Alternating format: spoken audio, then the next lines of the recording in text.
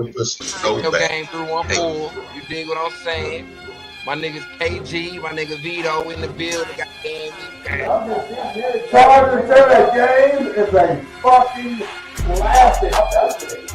I'm vested. Bro. Yeah, said it done. And when it was all said and done, I felt what Gucci said. It's like, nigga, that was 05. I'm still mad. Thank you.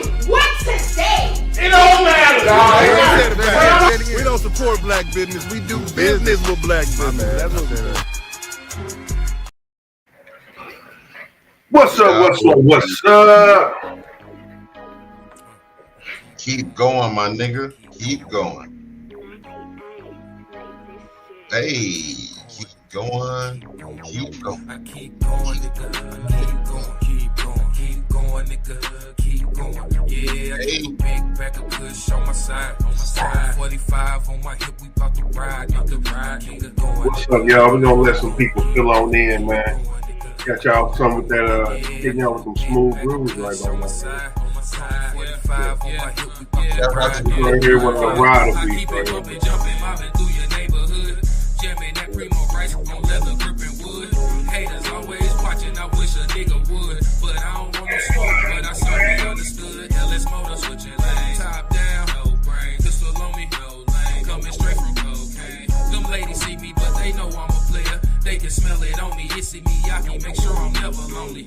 I'm a winner, steak and shrimp be my dinner. Now let me in a pretender. Them 28 clean as mirrors, I'm no beginner. You been sleep, now wake your ass up. Got it out the mud from a thug, whipping glass, bruh. Chevrolet sliding, rims gliding as the wind blow. Picked up the homie and we watching out for Winslow. Had to thug it out on the block, while my ends low. Had to run it up, gave no fuck in the bins, bro.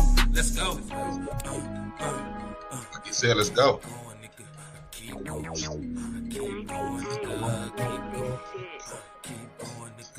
nigga. Keep going. Yeah, man. Keep going, my nigga. Keep going. Keep a big bag of kush by my side. Strong 4-5. On my hip, we about to ride. Oh, my God. Keep going, man. Through all the bullshit, through all the beef bullshit. Keep going, my nigga. Keep going.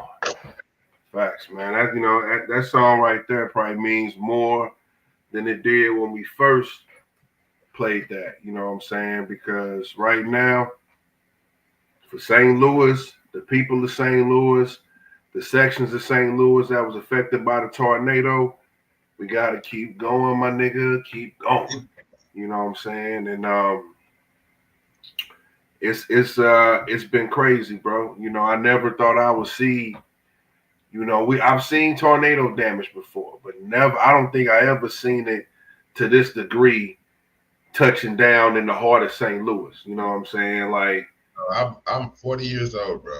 Tornado has never touched down in the city of St. Louis. And there are multiple parts of the city. Like, it always hits like in Festus, Fenton, Sullivan. Exactly. Rural, For the rural parts. Like you know what I'm saying? But, bro, never in the heart of the city, bro. Never, ever. So I was more surprised at that. You know what I'm saying? Hit the fucked up north side, Old Fountain Park area. Fucked up the west side, Kings Highway area over there about Old Fountain. Fairground Park as well. But Kings Highway, west side, what's that? Fountain Drive. Fucked up. A lot of damage, man. Load up this clip right here, man. You know, I know people who already seen some of the damage, but this is just, you know, this type of damage in less than 5 minutes is just unimaginable. You know what I'm saying? Like, it's crazy. And unfortunately, there's a lot of spots in St. Louis that's looking like this. This shit looking like is this a bombed out third world country? You know what I'm saying? Like, niggas took still without power to this day, right now. Yeah, facts. I mean, right now. Listen, I can't imagine all the power lines. Same way trees been uprooted. Power lines get fucked up too. Same way. So it's, you know, yeah, for sure. It's a lot of people without power, a lot of people without running water. basic supplies, things of that nature. But one thing I do want to say is that I am proud of the responders, the self-deployers. You know, people that came out by the droves, man, and donating their time, their money, their resources, man, everything. You know what I'm saying? So the response to the city, man, we let you know that we definitely got each other back in the crisis. Whether you from the city, county, it don't matter. Everybody's out there hand in hand getting it done. So I just definitely want to shout out my city for the response. You know what I mean? And I expect nothing less. Shout out Finesse 2 times too, man. He showed his face, man. I know he's not from the city. He's from Memphis. We country cousins. I used to live there, so I definitely get it. St. Louis and Memphis definitely have similarities for sure. That's no question. But shouts out to him for coming up and showing support. You know what I'm saying? Ain't nobody had to, like, kind of like when J. Cole came and supported when the whole Mike Brown thing. You know what I'm saying? No, I don't think nobody called that nigga to be like, oh, yo, come down here, blah, blah, blah. I think they came on their own accord, and it was like, man, this city's suffering. Yeah, for sure. Show my support. You know what I'm saying? I don't think nobody called them, like, blew their phone down. Like, yo, you got to come down here. It was just kind of like, let me just go show my genuine support for a city that's hurt. You know what I'm saying? Especially if you're making money from this city. You know what I'm saying? You come tour and all that other good shit. You know what I'm saying? No, I'm with you 100%. I definitely felt like it was genuine. It was just a nigga pulling up. I believe it was a few people, doing the Mike Brown situation came down and pulled up. You know what I'm saying? Cole was one of them. I don't know who else. I believe Freddie Gibbs came down here. Killer Mike. David Banner. I believe a few people came down here to show support. So yeah, it was definitely genuine, bro. And on the other end of that too, bro, what's crazy is the same way people was getting called out for not supporting too. You know what I'm saying? Unfortunately, they was calling out Sexy Red like, yo, what's going on? How come you not down here? You know what I mean? And I don't know if you've seen her response, but it was kind of a lighthearted response, like, y'all wasn't fucking with me then. You know what I'm saying? But she made 2 responses. She made the one that you're talking about, but I think I saw one yesterday, and I don't know when it was posted, but she made another post on Instagram saying like, yo, I pray for my city.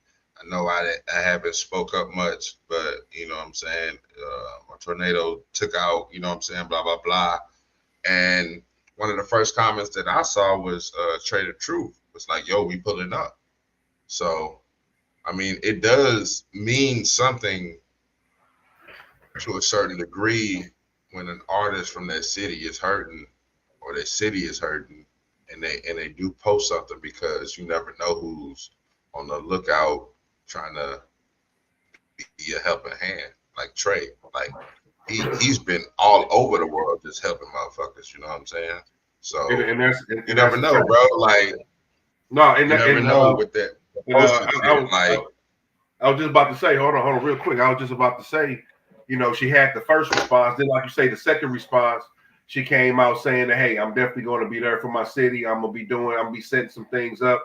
I got some things going, you know what I'm saying? So that's what I wanted to highlight, because I don't know. She probably didn't know the magnitude of the damage when that first response, you know what I'm saying? She probably didn't know the magnitude of what was really going on. You know what I mean? You know what I'm saying? So she definitely came back, got it together, got it corrected. You know what I mean? And I definitely expect her to see her soon in the next upcoming weeks. You know what I'm saying? Putting something together, like you say, Trey the Truth. I'm pretty sure she probably gonna get everybody together and do something. So, you know what I'm saying? But it's kind of crazy, St. Louis people, we call people out. Like, hey, what up? How come you ain't down here? You know what I'm saying? But for real, sure, I'm glad she took that other approach and not kept it in that same energy when she first responded. You know what I mean? I'm pretty sure other cities call out their celebrities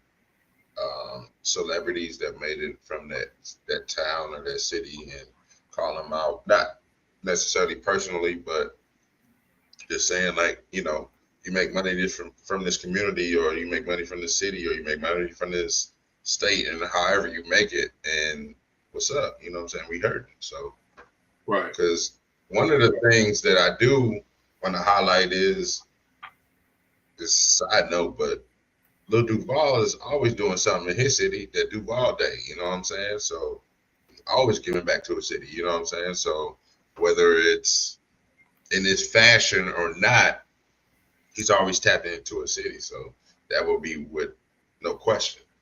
But we just live in a day and age where no response is kind of like a bad thing. You know what I'm saying? Like, you could be having shit going on, i.e. Sexy Red. You could be having shit going on, and like you said, not even knowing the how much the magnitude of the situation. Like, a tornado hit the city, but you didn't know how bad it was, or this is the ramifications of it. But as long as she recognized that, corrected it, and was like, I'm coming back for the city, that's all that matters, you know what I'm saying? For real.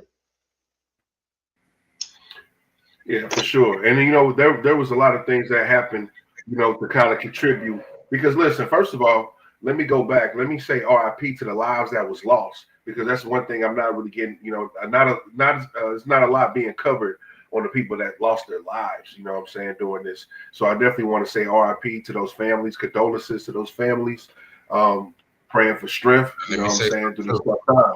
So and there's some contributing. Hold on, real quick.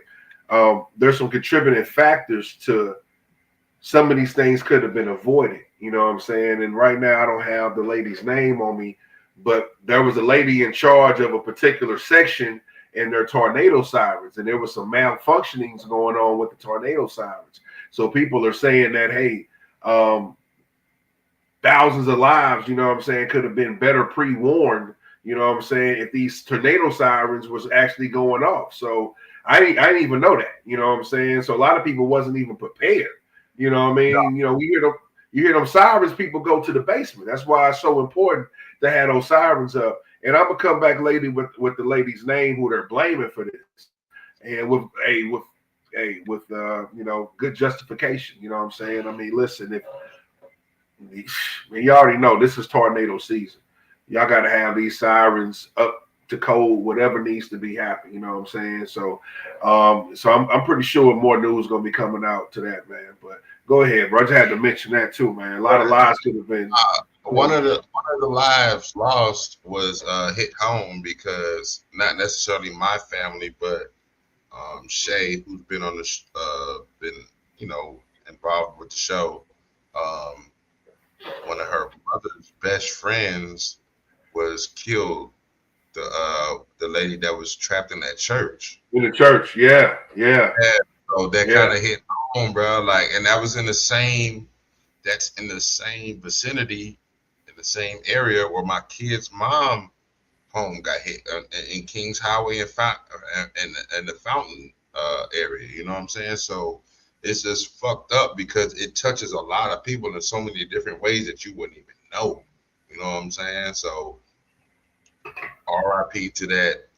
I'm gonna say that young lady, because I don't want to say that, but RIP to the young lady that was trapped in that church, because ain't no telling, bro. Like, you don't even know that's your last moments when you went to that. You know what I'm saying? I mean, think about it, bro. We're talking about 5 minutes. You know what I'm saying? So you have less than a split second to try to. And that's what I'm saying. Those sirens are so important, because you really don't have. You have only so much time to respond, because when you hear those sirens, you don't really know how close it is. You know what I'm saying? And they supposed to ring off, and they supposed to ring off.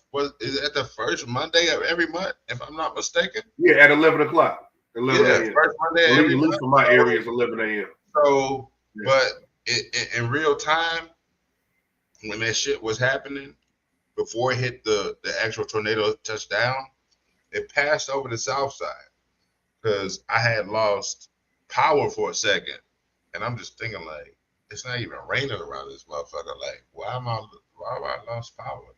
And then I later on go to work and see the devastation via social media and all the other shit. I'm just like, damn. So that's why. You know what I'm saying? I lost power for 24 hours. You know, because I told you so. Man, that shit was crazy, bro. And the fact that there wasn't any sirens, I almost want to say, bro, was this like planned? Before we get into that, because that's a whole nother angle, and I definitely want to touch on that. But before we get into that too, I want to let people know where they can go get their supplies from. So real quick, let me just run off some things right here. I don't know if I can get it. Let me see. As a matter of fact, I'm gonna try to share the screen, man, best as possible. So give me 1 second, y'all. Let me load this clip. Let me see where I can get this to go, man. For some reason, it won't let me. All right, go ahead, man. You can bring it up. For some reason, it won't let me zoom in on it, but I'm just gonna read the necessary things, man. Yeah, for some reason, it won't let me zoom in. But one of the former guests of the show, Smoogie the comedian, man, he was promoting a place where people can go and donate their supplies, resources, clothing, whatever. So it just simply says Tornado Help, supplies, food, clothing is available. And these are for people that is, you know what I'm saying, misplaced, outsourced, that needs some of these items. You can go to 5959 Delmar. Also, if you're looking to donate those items, there's a contact Marty Casey and also the Ungun Institute. You can definitely contact those people, man. And some of the things that you can donate, what they're looking for: batteries, paper towels, tarps, duct and packing tape, The paper basic towels. essentials for life, bro. What's up? I'm just saying that without having to cut you off, but it's just your basic essentials for life, bro. You know? Yeah, for sure. For sure, man. So, you know what I'm saying? No doubt. Basic essentials, and you know what I'm saying, more specific things that you might not even think people might need to. You know what I'm saying? Because they definitely got a lot of things on this list. But when you look at this list, everything is needed. You know what I'm saying? For sure. Mm-hmm. You know, down to jump ropes. Yeah, the kids need games. Or the people need things to keep themselves busy. So everything down. Paper utensils, man. Clothing. You know what I'm saying? Body wash, linens, everything. Furniture, everything, man. Like, these people has been outplaced. This place, bro, and for sure, bro. That was so that's Smoogie the comedian. You can also go to his page and get this information straight off his page too. And if you didn't get that, just contact us, holler at us, and we'll let you know where you can go. But there's so many people out here. You know what I'm saying? Shout out to Vito with his people's coming from Cadillac for Life. You know what I'm saying? They've been out there serving the community, doing this thing. You know what I'm saying? So it's a lot of people out there, man. Shout out to Kara. She's putting out there things on her post where people can donate their items. Shout out to Big J and Black Man Build. I seen them out there, you know what I'm saying? Shout out to Big J. Definitely been instrumental every day, you know. So shout out to the people that got boots on the ground that's actually moving and shaking. Shout out to the people that's giving cash donations. So it's a team effort all the way around. You know what I'm saying? So, but to kind of get back to what you was talking about with your point with, yeah, kind of, is it funny? You know, that seemed kind of funny, right? And I seen the post today, and y'all got to forgive me, y'all. Sinuses is killing me. So if I sound crazy, you got to forgive me, but the show must go on. It sure ain't that those came. Huh? No, I'm just talking shit. Damn, that's wild business. That's dirty work. That's dirty work. Never have I ever. Never have I ever. Put your arm up if you never had cocaine. Right here. Put your arm up if you never had cocaine in your life. Right here. Okay. All right. So we got that established. But no, getting back to it for real. getting back to it. Yeah, you know, my track record clean, baby. You know what I'm saying? Holla at me now. Oh shit. Cocaine is a hell of a drug, man. Shit. Shout out to the Tony Montanas of the world, though. But getting back to it, man. I seen an article today, and I got a fact check, y'all, but it was interesting because it was saying that a lot of residents had up to 10 days to vacate their premises. You know what I'm saying? Because most of those homes with that severe damage, like we saw in the earlier picture, is now being called condemned. And, you know, you can't live in a condemned home. You know what I'm saying? So a lot of these people got 10 days. And it's like, damn, bro, it was all good just a couple weeks ago. And go from that to only got 10 days left to get all my items and all my belongings. It's like, damn, bro, that sounds kind of crazy. Like, what y'all trying to do? You know what I'm saying? You're not allowing these people to even rebuild.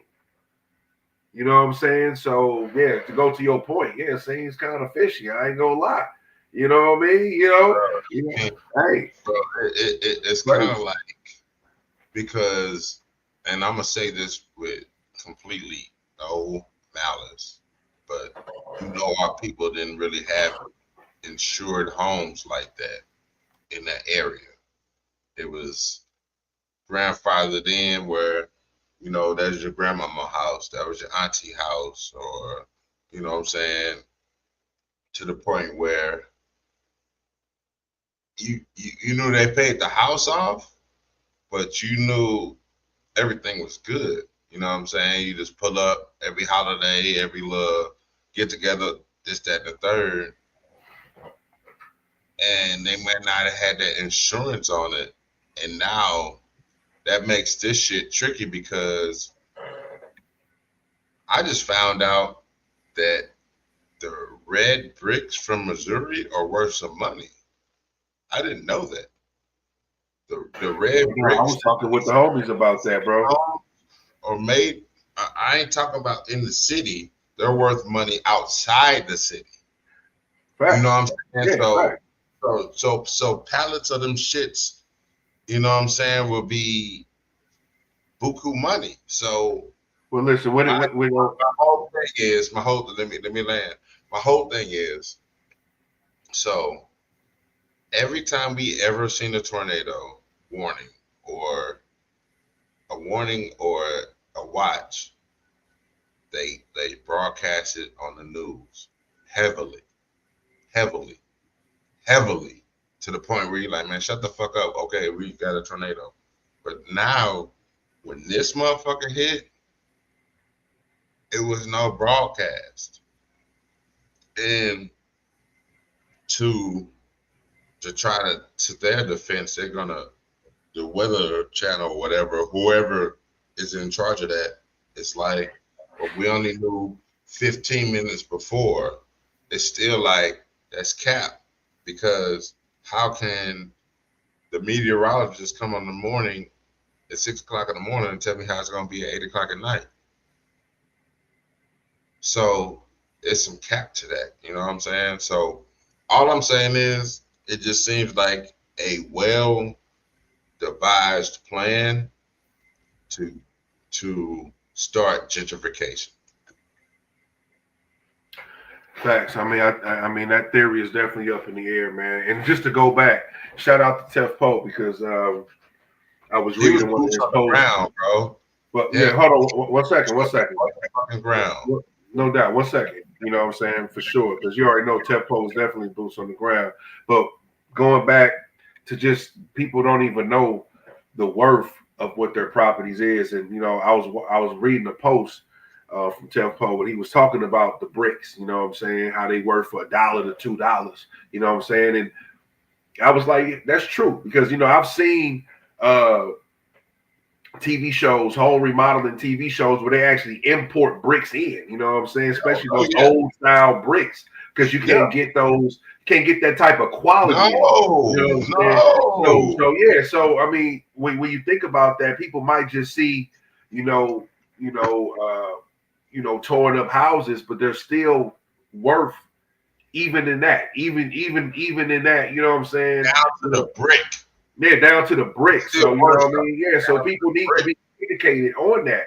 So when they giving you 10 days to vacate, hell, you need to be taking all those bricks that's available as well. You know what I'm saying? For real. So people need to be understand that, hey, you do have money in your home that they're not going to tell you about. So yeah, I just want to shout out Tempo because I thought that was interesting, bro. But it just goes back to the point that everybody's not going to know that. And when they're hiring these companies that's going to be demolishing these homes, you know what I'm saying? What do you think what they're going to be doing? They're going to be taking those bricks. They already know the value in that. You know what I mean? So yeah, for sure, bro. There's a lot of money. You know what I'm saying? Another man's trash is another man's treasure. So we understand that. I would hate to think of that, but that's just a mistake that can't happen. You can't say that the Cyrus wasn't working. That's just a mistake that can't happen. You know, our tax dollars go to the maintenance of those systems. We can't have that. Hold on. This is gonna be the mayor's most pivotal decision in her career. Kara Spencer, this is gonna be the most pivotal decision in her career. How she remedies this situation, bro. Okay. No, I'm just saying, bro. Like that's real shit. Right. Because I'm piggybacking off of Tef Poe. Because like he said, if it was Tashara Jones, yeah, I would have ate her ass up. So now, use that same energy, you're going to eat Tashara up and get on this same white mare, Kara Spencer. One thing about it, bro, she got a lot of eyes on her right now because unfortunately for her, one of the biggest tragedies in St. Louis happened on her watch. And she just got into office. So she has a lot of eyes on her right now. The fact that I'm seeing more self-deployed people than other people from government. That to me, even though I love that as a good reflection of the city, that's not a good reflection of the leadership of the city because, hey, shit, we should have, you know, and I'm not saying they're not out there, but definitely FEMA and all those type of disaster relief people need to be out here because more than anything, to be honest, bro, the way I see it, more than anything, you know what I'm saying? Not only do people need supplies, but people need homes. You know, they have no place to take these supplies to. You can give a man food and, you know, but if you don't have a place to lay his head, so that's the type of relief that we need that everybody might not be able to provide these people with a place. But that's the type, yeah, you're supposed to listen, man. Some supposed to go down. Y'all supposed to have hotels people can live in until, you know, some type of plan for these type of disasters. Right. And then it's still raining on top of that days after that. So it's like, damn, what people gonna do? You know what I'm saying? Right. For real. It's crazy. So yeah, I mean, it's too early to say if she's doing a good or I'm just the eye test. Like, damn, I think we need some more boots on the ground. But besides that, we gonna see in the upcoming weeks, man. Trust me, if she ain't got it together by next week, people gonna be on her ass because this is not a situation where you can play around with. Mm-hmm. You got to make some big, quick decisions that's going to impact a lot of people. So they on her ass. That's a fact. So I know Tef Poe on her ass. I know he got one loaded up. He got a diss all ready for her, I guarantee. You know what I'm saying? It's going to ring a lot louder, too, because you're going to have a lot more people on his side if she, you know, drops the ball on this. You know, facts. So, yeah. But I did want to highlight, you know, some things that is helping the people. We got a benefit concert. Now, man, I'm mad I don't know the name. I believe it's right now. I'm not even sure, y'all, but I just know Rucker Puff is gonna be doing. He's putting on I don't want to say he's putting on, but a lot of people in St. Louis is putting on a benefit concert tonight.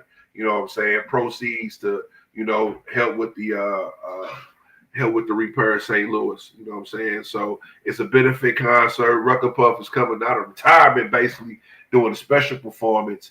So I'm pretty sure it's probably going to be on his socials. So just tap in with Rucker Puff.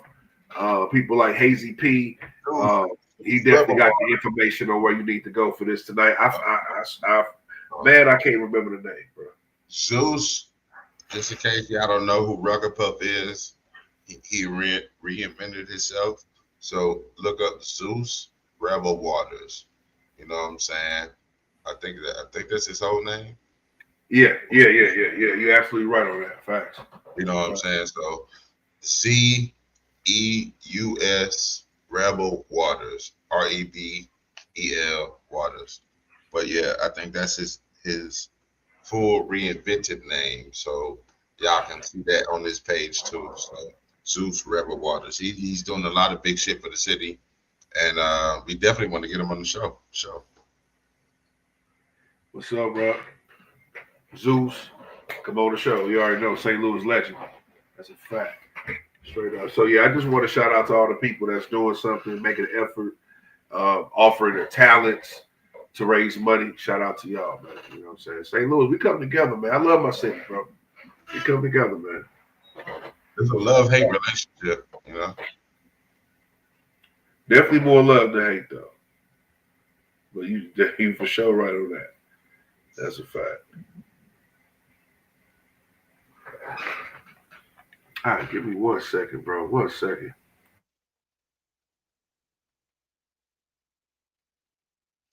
Let me go grab my juice.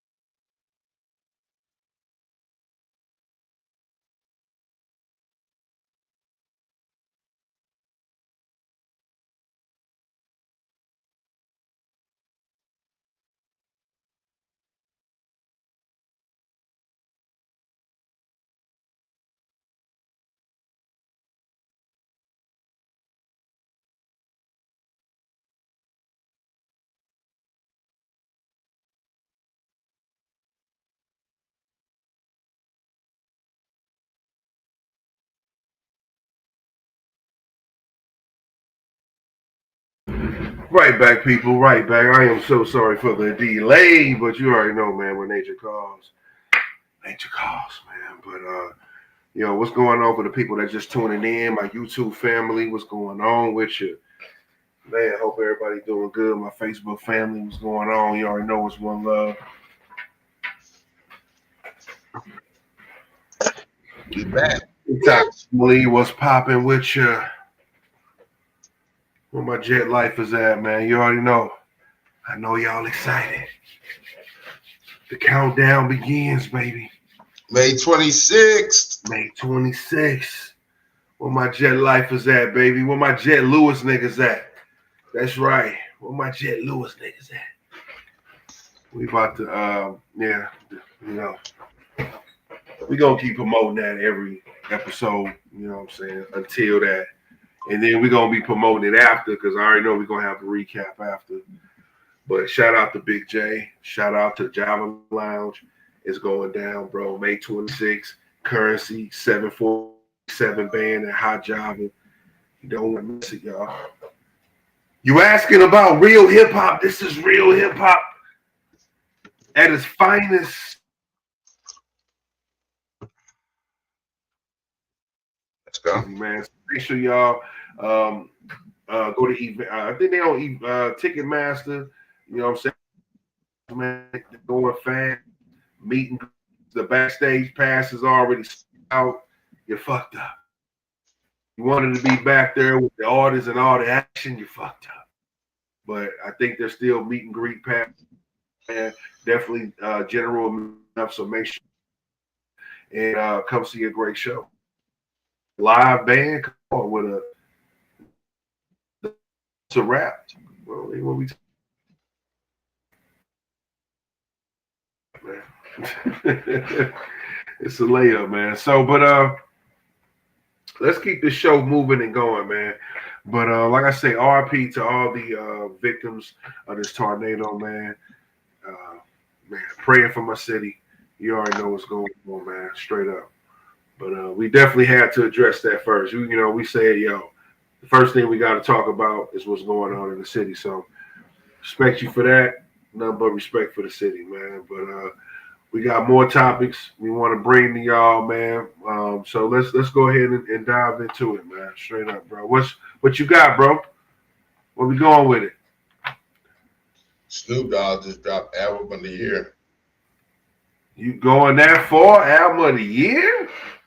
Yeah. Ooh, that far with it, man. Hey, let's talk about it. I know this is off the cuff because Let's talk about it. dropped the motherfucker out the blue, and it's giving me ego tripping vibes and blue carpet treatment vibes. And let me explain. Those two albums, besides The Last Meal, I believe he genuinely had fun making. You know what I'm saying? It's fixed on camera. But I think he genuinely had fun. I think he was trying to say, I think he genuinely was having fun making this damn album. And I genuinely believe that. I guess he'll be back on, man. He's frozen. There you go. He's coming back on, man. But we're gonna finish it off with he genuinely believes he was having fun. This is album of the year because he genuinely had fun making this album, like ego tripping and blue carpet treatment. And you can tell with the vibes of the music he was dropping. If you want pimp shit, he got pimp shit. If you lost somebody, you got somebody for that. You want to turn up, he got something for that. You gang bang, he got something for that. It's just like, bro, he touched every aspect of what is going on right now in the culture, and he tapped into it easily. And he's still flowing, still flossing. Like, man, this Snoop on this motherfucker. Like, shouts out to that song, Sophisticated Crippin'. God damn, bro. That song is fucking phenomenal. Is it a crime? Phenomenal. The spot when he took Deion Sanders' cadence from Must Be the Money. You know what I'm saying? Mm-hmm. Like, come on, bro. I done studied this album. I done listened to it about 3 or 4 times over, bro. Yeah, bro. Album of the year, bro. He got everything on that album. Everything, nigga. Somebody in the comments, check me if I'm wrong. Check me if I'm wrong, but he got everything. I was listening.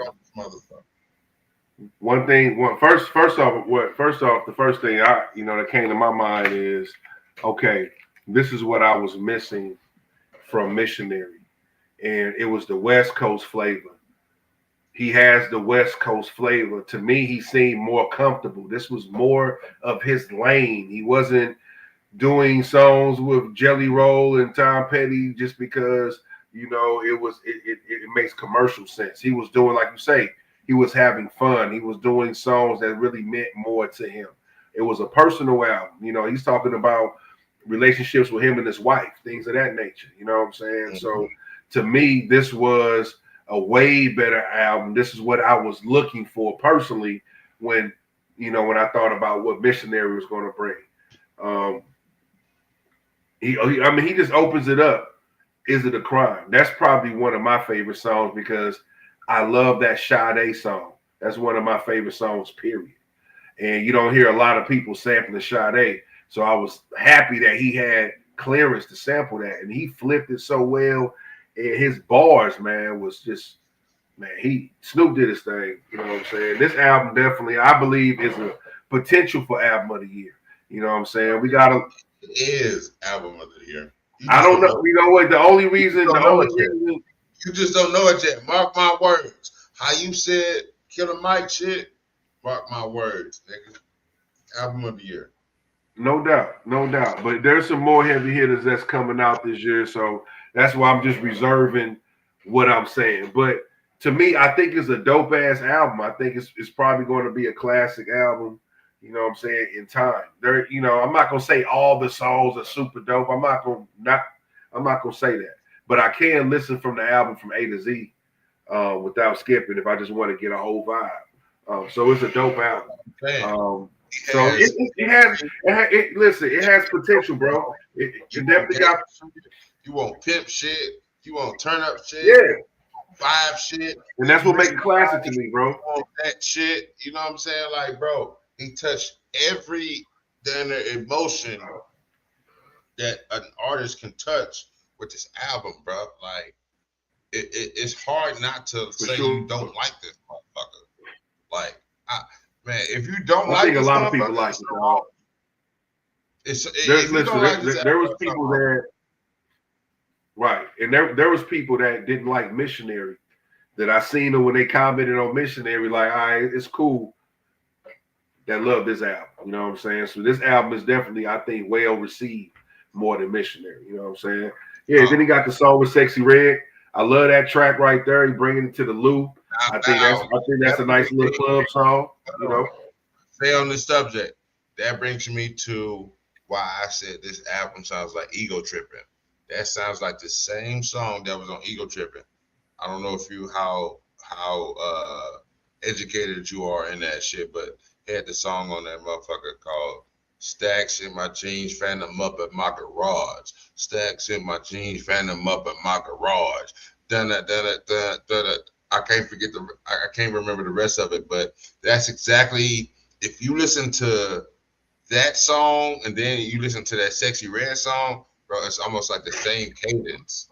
You know what I'm saying? It's not the same hook, obviously, but that's why I say this album to me reminds me of Ego Tripping had a baby with Blue Carpet Treatment.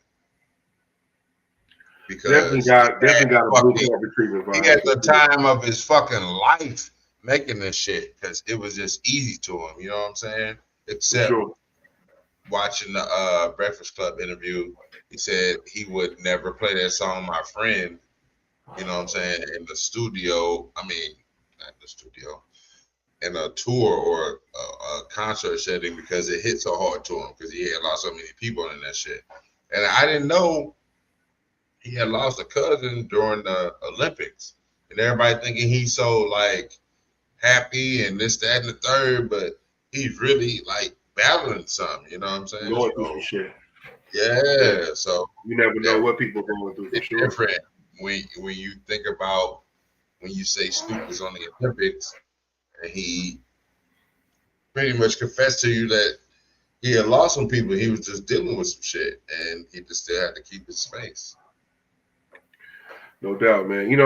This album to me, bro, what it reminds me of The Last Meal, of how balanced it is. Because that's how I felt The Last Meal was. I think, he had covered everything. Timberland beat. You know what I'm saying? You got, he just had everything. You got the pimp player shit with Stacey Adams. Like, he just had everything, and everything he touched on was just gold. You know what I'm saying? So this is what that reminds me. It's just a well balanced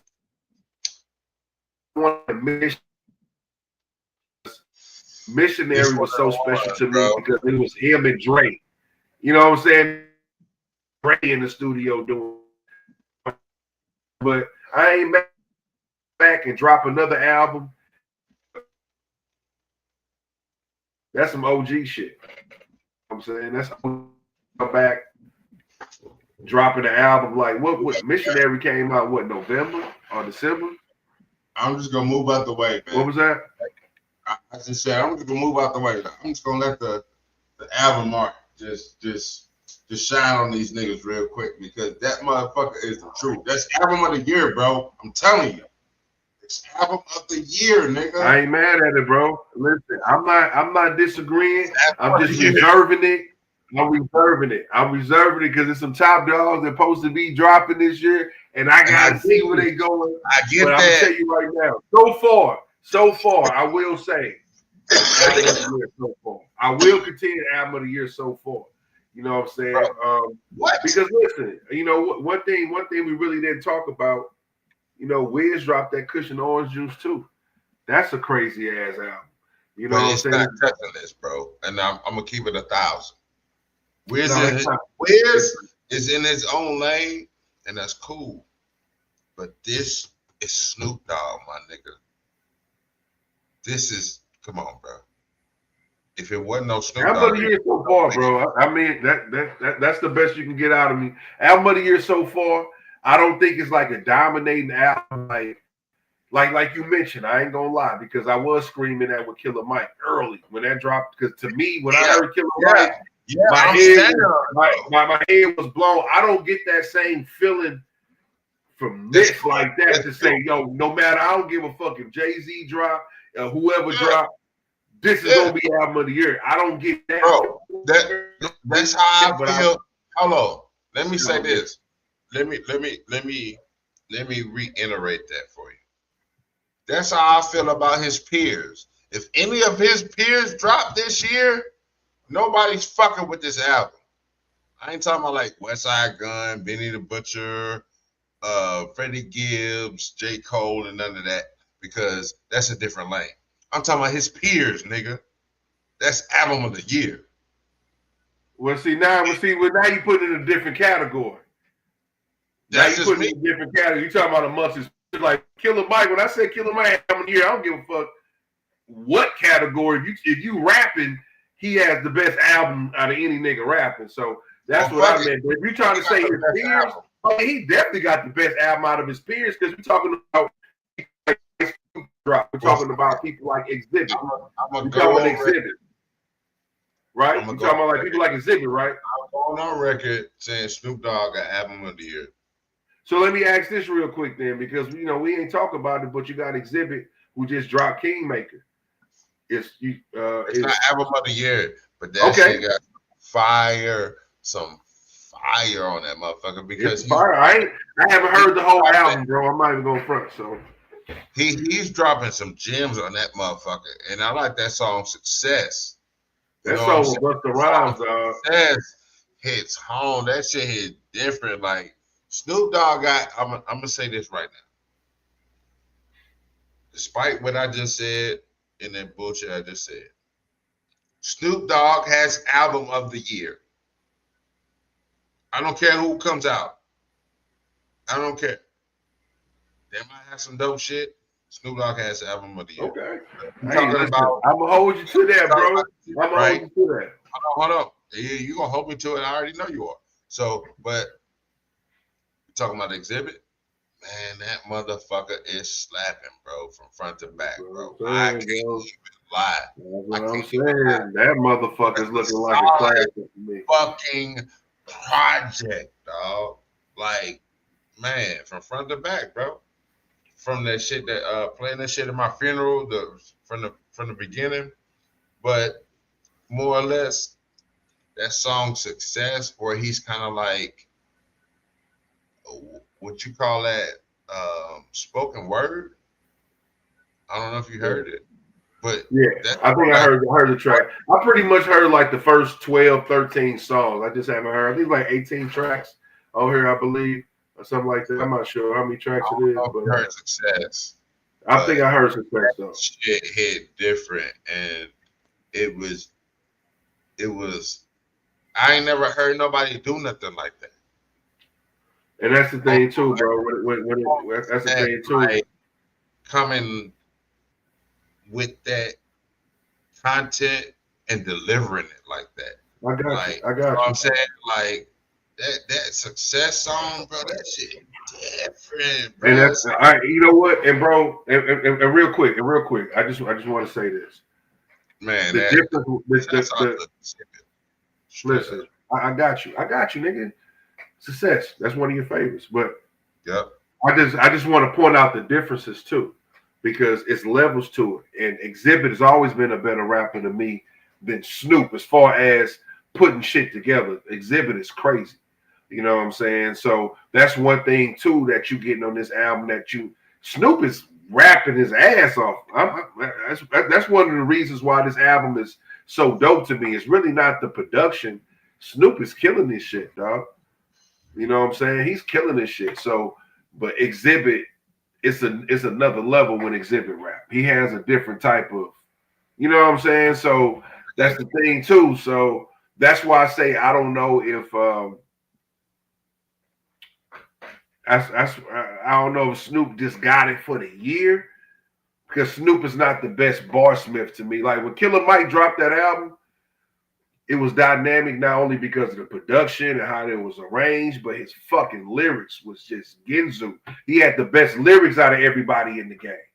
If Nas dropped, it didn't matter. Whoever dropped that year, he had the best lyrics, not just the best song. So that's the difference between me. And that's why I say, hey, because somebody can drop, a Conway can drop and be like, oh, this album here. You know what I'm saying? So I don't know yet, but I feel what you're saying, bro. I ain't disagreeing with you. I ain't saying that you crazy for that take. I'm just reserving my album of the year until some of these other barsmiths I know that's dropping come out, man. Nah, bro. Straight up. Because you got people like Don Tripp that doesn't drop albums this year. I'm saying, like, you know, Step Brothers 4. The Step Brothers 4 is in my rotation, bro. The Step Brothers 4 is crazy. It's just something about Snoop, bro. Yeah, it's something about Snoop for sure. Something about Snoop, bro. He don't rap like this. And like I said, it gives me that Ego Tripping had Blue Carpet Treatment. and a baby. They do. And it's his album, bro, because he just had fun. He had fun, bro. And even I'm gonna share this with the people. I was listening to it, and when I listen to music, I don't look at the songs. I just let the shit go in my headphones. So I swear to God, bro. I swear to God. As soon as I heard that song, "Shut Your Bitch Ass Up," I was like, before he even said any bars, I'm like, this gotta be about Suge Knight, bro. Like straight up, bro. Like he had no other beef with nobody in rap history besides Luke, which he still doesn't. He's not gonna carry that now because they're cool. But he has no other rap beef with a nigga in life except Suge Knight. And I knew that, bro, as soon as I heard that shit, because I heard it in my shit. I wasn't looking at the songs that they was playing, but I was like, yeah, this got to be about Suge. But it's still a dope ass album, bro. Fact, front to back. That's a fact, bro. I'm not mad. Listen, dope album, bro. I'm not mad at that. But listen, I definitely want to move on, man. I definitely want to move on. Well, yeah, for sure. No, hey, listen, you already stamped your shit, homeboy. You stamped. You can't stamp it no more. The ink is dry. You already saying lock down. Snoop Dogg got the best album of the year, bro. Moving on, my nigga. One thing I do want to go ahead and talk about is another thing that's kind of affecting the West Coast too. You know what I'm saying, when it comes down to it. So let me go ahead and load this clip. You don't mind going ahead and throwing that up, man, because we got some people, man, that's coming from the West Coast. Yeah. We got some people that's coming from the West Coast. All the way from the East Coast. It's getting heated up, man. You know what I'm saying? Nothing like the old East-West Coast beat for sure. So I'm not even about to promote it like that. But it's the first, this is a long time since East and West kind of went at each other. You know what I'm saying? Lyrically like this, bro. So Joey Badass, bro. What's your thoughts on this, man? People say this man is up. People say one man is beating the whole West Coast. And fuck it. I haven't really been tuned in to everybody's song, but I've heard Joey Badass's songs. It's crazy. And I heard Daylight. I heard one of Daylight disses that he just recently deleted for good fucking reason. But you know you can't never delete shit on the internet. No. They got you. Yes, And this fucking song is so trash, bro. Like, bro, if y'all niggas bring in Daylight, we just talked about Daylight Rum Nitty. So we know he's talented. But if y'all niggas want to bring songs like that against this man, you lost, bro. And matter of fact, I want to play a clip of that too, bro. No, I want to play a clip of the fucking freestyle. Hold on, let's go. I'm gonna remove your shit. I'm gonna play that Joey Badass shit, not the whole thing. I just got a little. Yeah, just play his part, man. For sure. I got it. Yeah, I got it. Screenshot. Hold on. I think it's I this one. definitely got to play Daylight. Give me if it's not Daylight this one. putting up against that bullshit. Yeah. No, wrong one. Okay. Wrong clip. Hold on, y'all. Drunk facts. He's fucked up. Look at him, man.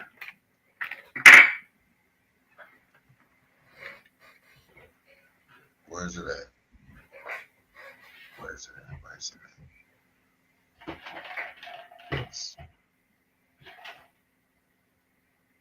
No. This guy don't even know it. Listen. But yeah, for sure. Joey Badass killed the Spiral freestyle, man. I think that's one of the things that went crazy viral was that Spiral. Yeah, that's what I'm looking for. I had it loaded up. Damn, bro, it's all good. And the fact that he got Ab so on the freestyle, that's what makes it crazy. Yeah, that's what makes it crazy right there, bro. Hold on. We'll just do this.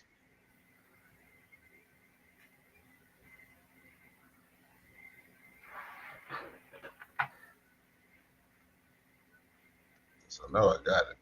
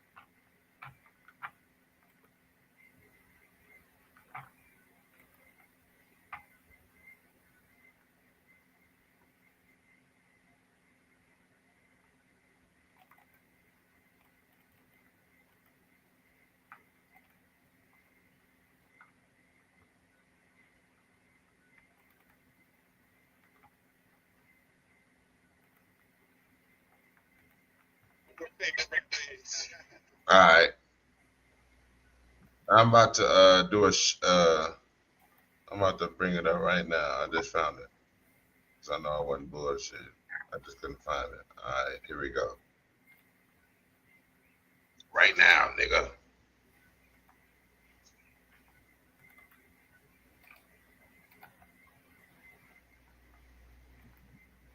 Here we go. Joey Badass part. I had to do it, Fred. Yeah, whatever. Oh, that's cute, nigga. Look, BK the caution, the bar none received the caution. I spit fire was arson.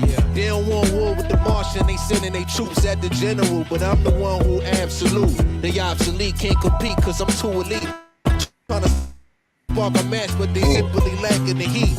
Blasphemy, I don't need no one to blaspheme. Charge it to the game, call that shit a catastrophe. This ruler's back, they been trying to measure up. Look, my name ain't Rick, but I talk slick, no pressure, luck.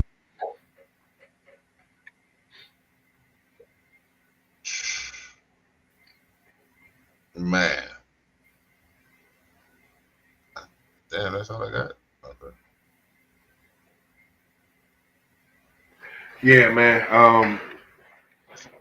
The man was going crazy in that freestyle, bro. You know what I'm saying? And the fact that he say, You try to sing your soldiers for me, but I'm the one that absolute. And the man is right there saluting the nigga. It's crazy. That's what makes it crazy to me. Yeah, the bars was nice, but the fact you got a nigga that's affiliated with Kendrick next to the man while he dissing his homie, that's a bad look, bro. So Ab, if you was trying to play neutral, that's a bad look, bro. You did not complete the objective. You was trying to stay neutral, bro.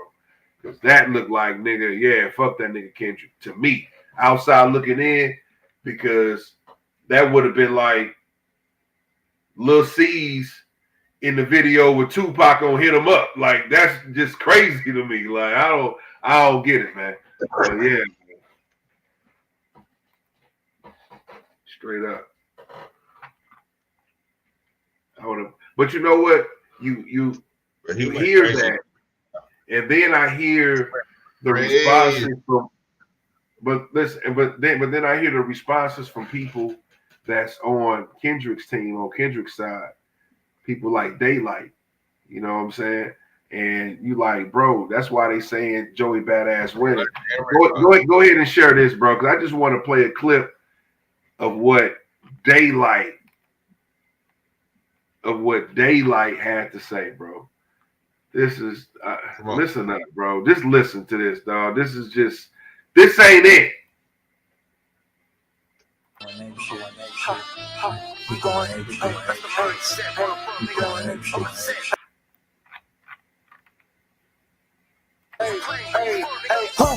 I'm going in.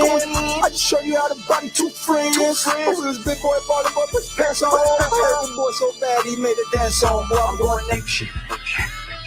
I'm going ape shit. I'm going ape shit. I'm going ape shit. Hey, bustin' with the rats, so I was down and shit. 2 tracks out the gate, it's ugly, I'm down and shit. Told you I'm not like you niggas, oh your pride finished. I see a shark in the water, bitch, I'm diving. About to throw up gang signs, I do this for the main line. I'm about to hit my rally and my Ricky at the same time. Oh shit, you don't know, man? TikTok, make a new dance, hit the joint.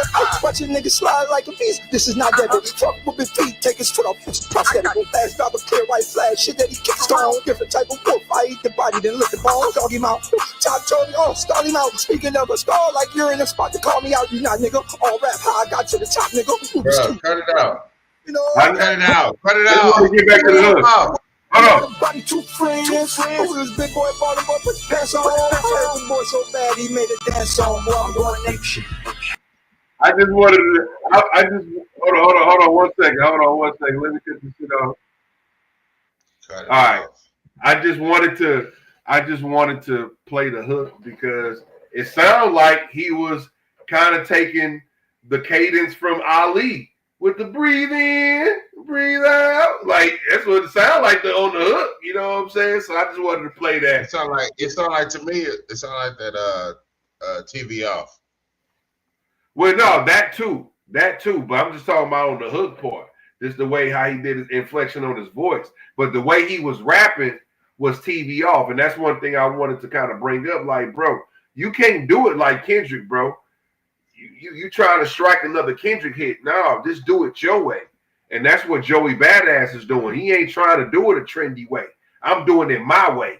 Yeah. I'm going to ball you out on some hard-ass beats. That's it. I'm not trying to make a club hit. And that's what them niggas is failing, bro. What Kendrick did, even what Drake did to Pusha T, not Pusha T, but to Meek Mill with the back-to-back, that don't happen all the time. You know, that's like 1 in a million to make a diss track and then go hard in the club too. That don't happen. So everybody shouldn't try to go that route. You know what I'm saying? And when we think about Daylight, we think about bars, bro. We think about the type of bars you put on that J. Cole song when it was you, J. Cole and Ab Soul.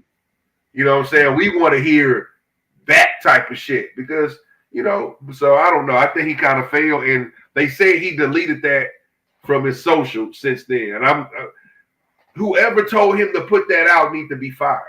Yeah, bro, it's trash. Bro, whoever said, yeah, dog, whoever's recording that nigga that said, yeah, bro, need to be fired, bro. That's again, Joey Badass, nigga, what we just played. Come on, bro. Nigga. He got some Jay-Z sounding horns in there and shit. Like, nah, bro. That ain't it, bro. That ain't it. So, yeah, Joey Badass. I haven't heard all the other disses, but if niggas is coming with tracks like that, he's definitely beating everybody. But the question is, I want to ask you, bro, do you think that Kendrick is going to respond? Nah. If he is, there's going to be some calculated shit that we don't know nothing about. Kendrick's not in the social medias. Kendrick hasn't even gloated on social media since the Super Bowl. I haven't even seen the nigga post because he's on tour. So the nigga ain't got time for that shit, bro. And if he is, it'll happen after this tour, and that's when smoked and cleared, and he can breathe and you know what I'm saying, type shit. But right now, no. Fuck no. We ain't worry about that shit. You know, the fact that I don't know, man. The fact that his people is responding for him, you know, kind of give me the sense that he is like, man, yo, I don't know. He might not be tripping off of it, but he tripping off of it. You know what I'm saying? Because if he really wasn't tripping off of it, he would have told everybody to stand down. Like, bro, don't respond back to that shit. I ain't tripping off that. You can't control a grown ass man, bro. I mean, but when people, a grown ass man, bro. Okay, for sure, but I understand that. But that's where, like, if somebody got respect for you, and you tell somebody, nah, I'm good, I ain't going. You know what I'm saying? Don't go back. You know what I'm saying? All I'm saying is that if he reached out to his homies, like, bro, don't trip off that, bro. You know what I'm saying? So yeah. The fact that everybody is jumping out from TDE on this shit, I don't know. He might be tripping off of it. To the fact, like, maybe not big tripping, but yeah, y'all niggas, go ahead. Drop that diss song. Damn right, go ahead. He might have gave the green light is what I'm trying to say. He might have gave the green light on that shit from their own accord. You think so? Oh yeah, I think these niggas are doing this shit from their own accord. They're trying to get motion, and you gotta think about it. If you're quote unquote defending Kendrick, how much motion would that give you? Especially if it's dope. Come on, man, stop playing. Stop playing with me, bro. Some 607 shit. Like, stop playing with me, bro. Like, it's giving that energy, bro. Because none of these niggas lyrically can fuck with Joey Badass. And I'm standing on that. Ray Vaughn and Daylight rapping, stop. Well, I ain't gonna say that now. You kind of I'm saying it, nigga. Daylight. Now with Daylight, I've heard Daylight say some shit that I ain't never heard Joey Badass. Battle rap. Badass is dope. I ain't talking about battle rap. I'm talking about bars, nigga. I'm talking about bars, nigga. The bars he put on J. Cole song is crazy. I know what you're talking about. I know what you're talking about. Listen, get bro, that, the bars that J. Cole song and make those bars up in a battle towards this nigga Joey Badass. All I'm saying is, bro. All I'm saying is, bro. When you're saying that nobody can fuck with this nigga lyrically, I have to hold off on Daylight. Now, everybody else you talking about, cool. But I've heard Daylight say some shit that's way harder than that Spiral freestyle, my nigga. Maybe you haven't followed Daylight. He's doing some shit on songs. I ain't talking about battle rap. If we talking about battle rap, Joey Badass can't even fuck with this nigga. All right, that's different. No, we're not talking about battle rap. That's different realm, right? We're not talking about battle rap. I'm talking about actual nigga going into Daylight is making shit like that. What you just played, like, bro, no. Yeah, that's whack. That's what I'm saying. That's some shit. That's some shit we wasn't expecting. That's why it's a L for that nigga. Because you like, bro, what are you doing? This is not what we think about when we talk about Daylight, bro. This ain't what we talking about. But Joey Badass, like I said, Badass dope, but I ain't about to say he's better than Daylight. We'll watch all of them niggas, man. Well, he's definitely doing a good job watching them niggas now. So I definitely say he's holding the crown now. Facts. You know what I'm saying? But yeah, them niggas got to do better. That's why if I knew Daylight couldn't rap good, I wouldn't even be tripping off of it. But I know he can come 10 times harder than that. That was some bullshit. That was just some bullshit, bro. Straight up. You know what I'm saying? So you gotta come harder than that, Daylight. Oh shit! Oh shit! Oh shit! Oh shit! Oh shit!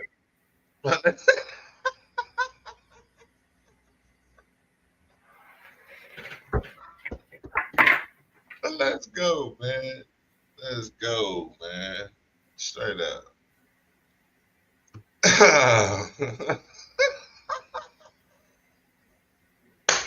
Ain't none of them niggas fucking with Joey, bro. Unique from fucking Canaan, nigga. Ain't nobody fucking with him, bro. I'm sorry. I'm just throw my flag out again. Like, nobody's fucking with him, bro. Nobody. Daylight included. All right. Now that you've proven your point to yourself, that's cool, man. But yeah, man, Joey Badass definitely representing for the East Coast, man, doing this thing. Sure. And one thing I do want to point out, you know, one thing that I heard academics point out, even with the Drake beef, you know, Drake didn't have his minions come out, man. I got to give points to the boy. I got to give credit to where it's due. Drake didn't have his minions come out. Drake came out and faced everybody. When nobody else from Drake camp, that's what I'm saying. Nobody else from Drake camp hopped in that shit. Nobody else was dropping diss songs. But like you Drake said, told niggas, I got this.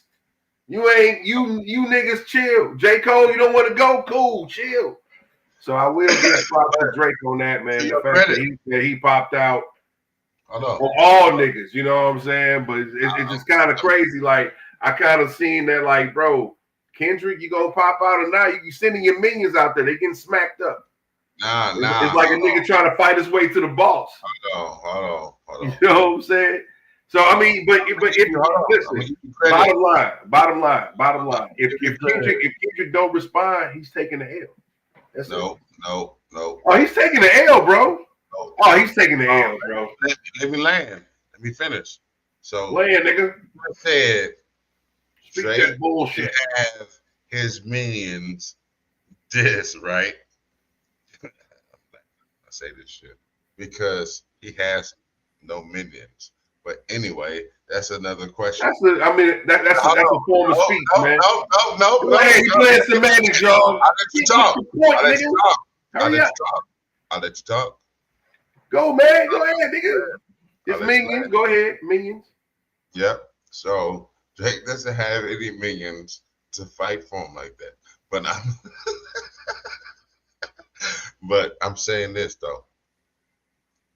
I feel like wholeheartedly Kendrick did not reach out to these people and tell them this, that, or the third. I feel like these people did this on their own accord, bro, to catch this wave. It's like you dissing our king of the West Coast. Let me go ahead and I already had some raps tied up, you know what I'm saying, in the tuck. Let me go ahead and spit my best shit and defend my king of the West Coast, bro. I'm with you on that, bro. That's what I'm wholeheartedly feeling between what Rayvon, and I don't even think the Daylight shit is even with Kendrick, but it's just still like that was Daylight's. That was Daylight's third disc from what I understand. Daylight dropped 3. That was his last disc. That's why he was saying in the song, I dropped 2 of them. So this is his third disc. This nigga just been going on a rampage trying to get. Okay, I just wasn't. I wasn't hip to Daylight, but as far as the Rayvon shit, bro, and the even Kendrick before Rayvon, what's the old boy name that disc? Even before Rayvon, you had niggas from TDE disc. It was either Kaz or Reason. Yeah, Kaz or Reason. Yeah, like it's still like y'all niggas are not ready or shouldn't even do that on the. It's kind of like. What was that shit in But Pete gang, bro. Don't kill it. Yeah, that was Avon. AZ and the motherfucking paid in full. Don't kill these niggas on account of me. Don't try to like jump off the porch because these niggas dissing me, bro. Whether it was a conversation or not, it shouldn't still, you know what I'm saying? Let him deal with that, not you. So that's why I feel like these niggas jumped out the porch they self. Okay, I got you. Listen, I don't want to keep recycling. I don't want to keep recycling. But the reason, but just getting back to it, bro. The reason why I'm saying that it's going to be an L for Kendrick Lamar, bro, is because them niggas took the bait. Okay, a nigga came out saying I want to bang. Listen, bro. I mean, damn. Let me learn. So, all right. So basically, what I'm saying is the L for Kendrick. Because your peoples from your affiliations coming out there and getting beat up. That's like a nigga coming to your house. I want to fight you. You don't want to come out there, but all your cousins come out there. They get their ass whooped.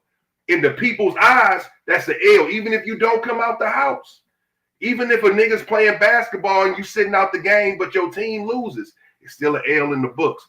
The fact that them niggas took the bait, came out there swinging, and lost, it's still an L, you know what I'm saying? So yeah, to me, it's an L to Kendrick because if it wasn't substantial enough, nobody even would have came off the porch. If Joey Badass wasn't a figure enough that needed to be recognized, them niggas wouldn't even wasted their time. So the fact that they know that Joey Badass got some reach, like you said, they want the motion. Okay, you got the motion. Well, y'all niggas dropped the ball. Because if it would have went the other way, it would have been an L. It would have been a W against Joey Badass. If them niggas would have came out swinging and just crushed them, it would have been credit their way. So it has to go the other way too. You know what I'm saying? When a nigga jump in the ring, somebody got to lose. And like you agree, Joey Badass is beating everybody's ass. It's not like Rick Ross when Rick Ross jumped out there. He from a whole different camp. These niggas from his camp. So yeah, Kendrick, I'm sorry to say, my nigga, if you don't jump out here, and shit just lands how it's landed, it's an L.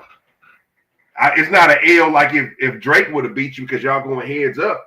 But yeah, if a nigga come through and smoke your whole clique, it's an L, my dog. It's I'm sorry, bro. I can't agree with that. You know, yeah, it's the L. Because them niggas got to deal with the stain of losing. People going to recognize y'all niggas lost. TDE, y'all lost this battle. So yeah, man, it's an L for the boy. But he might not never jump off the porch because he rarely jumps off the porch for niggas. And usually when Kendrick Lamar shoot at niggas, he's shooting at the top dog. I'm not going to say Joey Badass is the top dog of the rap game. He has a role. He has a spot in the rap game. But when he was shooting at niggas, he was shooting at Big Sean, Drake, the Big Crit, like the top niggas at the time. So I don't know if he going to get off the porch for Joey Badass. But I do know Joey Badass has done enough to get a response. We talking about all these classic songs he's putting out there, classic freestyles. He ain't bullshitting around. So, you know. Joey Badass one of the ones, bro. He one of the ones. I fuck with, come on, pro era. He's been doing it. You know what I'm saying? So, you know, he's definitely, to me, he's somebody worthy to at least Kendrick to make a bar about. You know what I'm saying? He might do something subliminal. But if Kendrick just say no, they don't do nothing, you gotta take that L, bro. But the reason why I really ain't been caught up on this shit is because, nigga, I don't even know the reason why this shit even got started. Do you know the origin of the shit? Like, why these niggas even? That's why I don't even be tuned in, because it's just like niggas be making up shit just to go at a nigga, dog. I don't know. I can't really respect that, you know what I'm saying? Unless a nigga say, yo, I'm a better rapper than you, I want to battle. Hold on. Let me take that back. Honestly, I think the origin of this was Kendrick was at his height last year, and Joey Badass made some subliminals. And then that's when them young niggas jumped out the porch at Joey Badass. But he never made no response. And then that's what Kendrick came out with, the Not Like Us. So that's what I think is what sparked it. So that could have been, he could have been talking about niggas like Joey Badass in that song as well. That not like us. I mean, Maybe. I don't know. But the you know, the main thing was Drake, but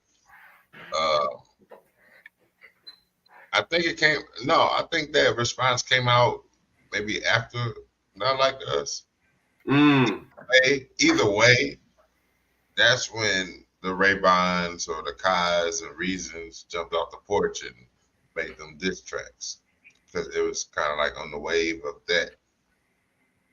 So to me, that's where the origin is. I don't know, it could have started earlier, but niggas want to go back as far as the Control verse, but recently that's what it was. It was that Kendrick and Drake beef was happening in real time. So he had to step on in and do his one too. Joey Badass do some subliminals at Kendrick, and then them niggas was like, okay, I'm gonna go ahead and take up for the West Coast. And you know, another thing too, Kendrick might not never respond because he's, like I just said, he's not a battle rapper like that, and he might not want that stigma of, yeah, I'm just out here ready to battle anybody. So he might not, because if he stepped to Joey, you'll have to step to another nigga that just might be as big as Joey if you got a problem with him. You know what I'm saying? So I don't know. You know, he might not jump out the gate. I don't expect him to keep it real. I don't expect him to be honest. Like you say, he's on tour. He's probably about to drop another album. About that shit. I don't expect him to. Now, would I expect him to drop a subliminal? Yeah, that's what he do. He drops subliminals all day. This nigga would drop a subliminal on your ass all day. So I do expect in this next project, whatever come out, it's probably going to be a subliminal. But a whole diss song and a whole campaign, I don't think we're going to see that again, bro. No. Yeah, that's not it. I don't think he want his brand to be about that. You know what I'm saying? So, but he got to take that L, though, nigga. You can play peace all you want. Same way J. Cole played the peaceful role. He took the L. You got to take an L. You got to take an L. Now, if Joey I ain't going to lie, if Joey came out dissing Kendrick and it was whack, yeah, you can't respond to that, Kendrick. This nigga don't even deserve a response. But the fact that, dude, killing it, bro. He like re-energized right now. Mm-hmm. You know what I'm saying? So this, whatever, he's fueled right now. And the song I haven't heard that I do want to hear is My Town, because he got Loaded Lux on there. And I heard Lux went off. So, yeah, Joey Badass got a diss song with Loaded Lux. So you already know Loaded Lux going to hold it down. So I ain't even heard I just heard 2 songs with Joey Badass. I think he got like 4 of them out. But then I haven't heard it, but I heard they like came to response to that song. Wow. He got 2 or 3 responses I heard, bro. Yeah. Yeah. So it's kind of like giving the Kendrick Drake vibes. You know what I mean? It's trying to fuel it, and who knows, man? It could get bigger and bigger and bigger. If Kendrick respond to Joey Badass, that's gonna be crazy. Because once again, I know Joey Badass is a beast, but I think Kendrick is a lot. I think Kendrick is a lot better. I might even go sugarcoat it, to be honest. If you really poke the bear, my nigga, yeah, I don't think Joey want that, bro. I'm just gonna keep it real with you. I know you, like you say, Joey is doper than all them other niggas. Hey, so we talking about Kendrick. That's levels, man. I'm gonna say this. I know you ain't about to tell me you're better rapper than Kendrick. I know you ain't about to say that. If that battle go down, I wouldn't mind having my money on Joey. Oh, my nigga, you done lost your motherfucking mind. For real? Joey's not a better rapper than Drake, my nigga. I'm gonna just keep it funky with you. Drake is a better rapper than motherfucking Joey Badass. Take it how you want it. That's cool. Drake is a better rapper than Joey Badass. And I ain't talking about club songs. I'm just talking about penmanship and how niggas put their shit together. Drake is a better rapper than Joey Badass. And that's no disrespect, because Drake is no lightweight. I ain't saying that like anybody is better than Joey Badass, but I thought Drake was a more suitable competitor against Kendrick than a Joey Badass would be, to be honest. Now he can, because you got to talk about hits. I'm not. No, I ain't talking. I told you, I'm not talking about the hits. Listen. When I listen to songs, I listen deeper than what the beats. I listen to the way you put your shit together. Even if you got a club track, the way you put your flows together still shows your skill set. And Drake, he can rap his ass off. Just fuck the club songs. He be having other tracks too, bro. He can rap his ass off. So that's just my personal opinion. And if, I can be, I ain't trying to say that my word is law, but I'm just keeping it real, bro. I keep it funky with you. I think Drake is a better rapper than motherfucking Joey Badass. Not to say that he can't come up with some shit that can beat Kendrick, but that would be a shock. That's like a Rocky versus Apollo Creed. You wouldn't see that coming, bro. A lot of niggas wouldn't see Joey Badass beating Kendrick, bro. I just keep it 100, bro. For real, that'll be one of them Rocky moments right there, especially after this nigga just what he did to Drake. Hey, I'm just everybody putting their money on Kendrick, no matter what. People gonna put their money on Kendrick, bro. For sure. So I don't know. Joey dope, nigga, but man, bro. Joey dope, man. Friend. And I believe he's better than Drake, so that's why I say what I well, say. Yeah, for sure. A lot of people probably believe that. I ain't gonna, but Drake can pen some shit, bro. And listen, what Drake was penning in some of them songs was crazy. It was just that Kendrick it's levels to it, bro. The songs that Drake had probably would have killed 99% of all the popular rappers out there today, to be honest. That Family Matters and all them other songs, bro. The Push Up, even though those wasn't my personal favorites, they probably would have fucked up a lot of niggas in the game. But, Kendrick is Kendrick, bro. It's another level, bro. I got to give Kendrick that, man. Joey Badass, salute the pro era, but if you beat Kendrick, I'ma salute you. I ain't no hater. But I just don't foresee that, man. I just think Kendrick too strong, man. He's too strong of an artist, and he's too clever. He's very clever. Everybody always goes off about every little detail. Go from the cover art to the colors chosen to the outfits he used in videos. He's very calculated, bro. And I just don't know if Joey Badass is ready for that. These other niggas ain't calculated. They just getting on the mic and rapping, niggas. Them niggas ain't calculated. They just going trying to go in, and it ain't working. So I feel that. Shout out to the niggas. Hey, let me take a picture real quick. Right back.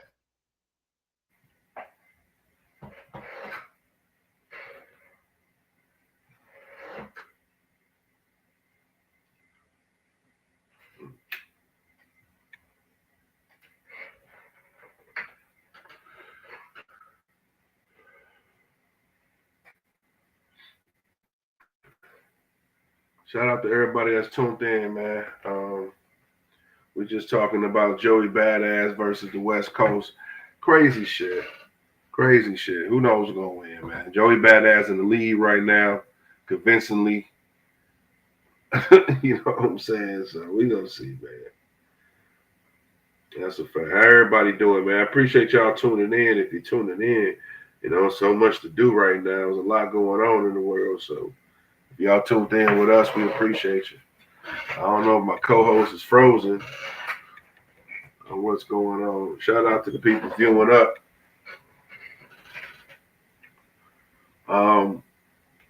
Once again, man, for the people that, want to make donations, let me just see where I can get you guys at. I want to give you guys some information where you guys can make some donations to. But holler at Smoogie, the comedian. If you're trying to, if you need supplies, and if you're wanting to donate some supplies, let me try to find that address for you guys. Yeah, all right, 5959 Delmar. We're looking for supplies, food, and clothing. Also, those same things are available for people that need them: supplies, food, and clothing. So 5959 Delmar. Contact for that is Marty Casey, and also the Ungun UNGUN Institute. So spread that word around if you know anybody that's looking for resources.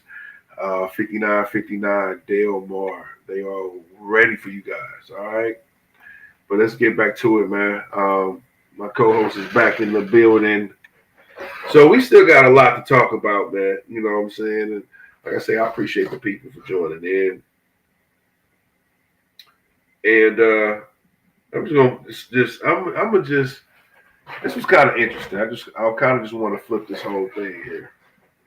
You know, I saw a post where Calico was talking, and he was talking about he believes 50 Cent was the first drill rapper. Now I just saw this today, and I'm like, that's interesting.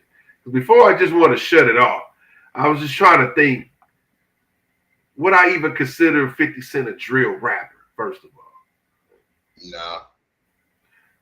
And that's where I was kind of leaning with it. You know what I'm saying? I kind of saw where he was going, but even where I saw where he was going was still a dead end. Because even if you try to say he's one of the first beef rappers, of course, you know that ain't true. Niggas been beefing since Kool Moe Dee, KRS-One, and MC Shan. You know what I'm saying? So I can't say that.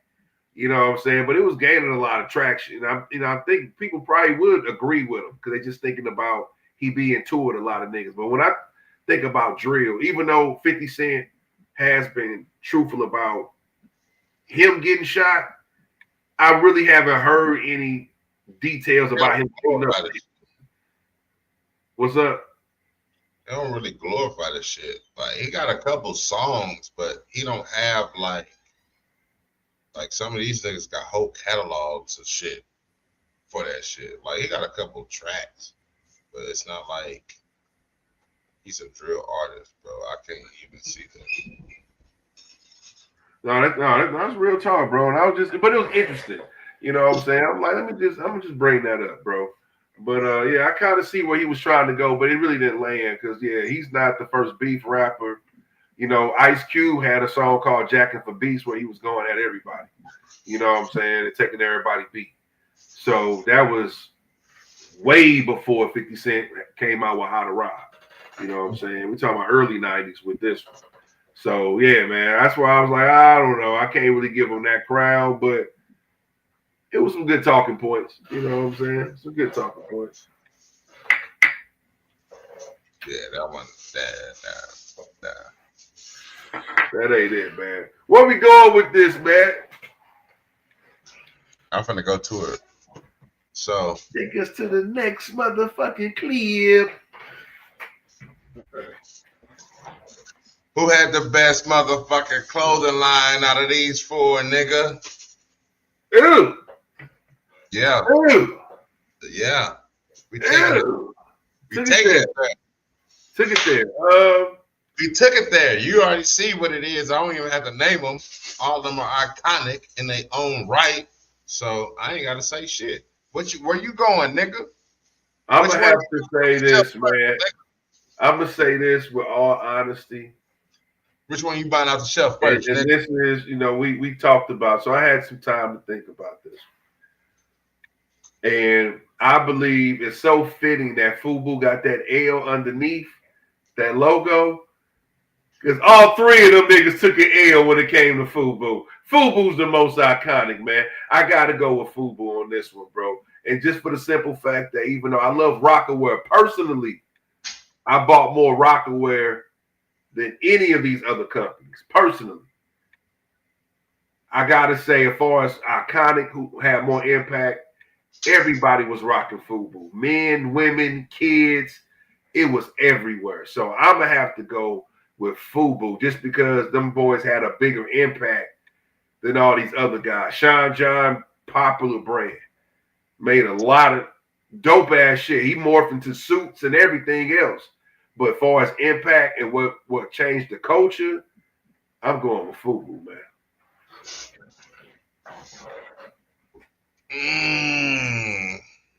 But personally, though, I rock way more Sean John and Rocawear and Echo than FUBU. I'm putting it out there. You know what I'm saying?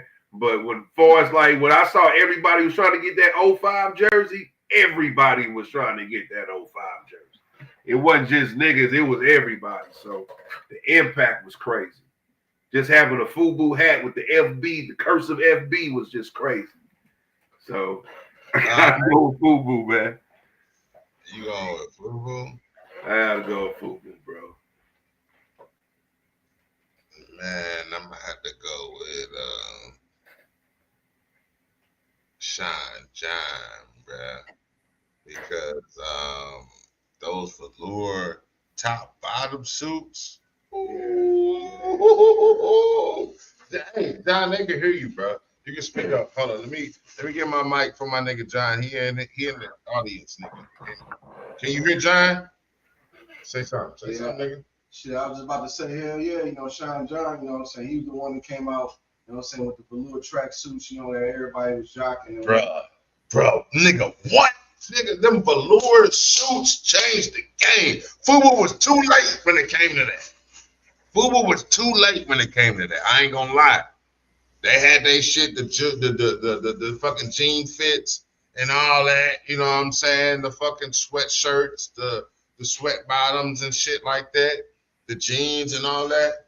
But velour suits, nigga, that changed the game, nigga.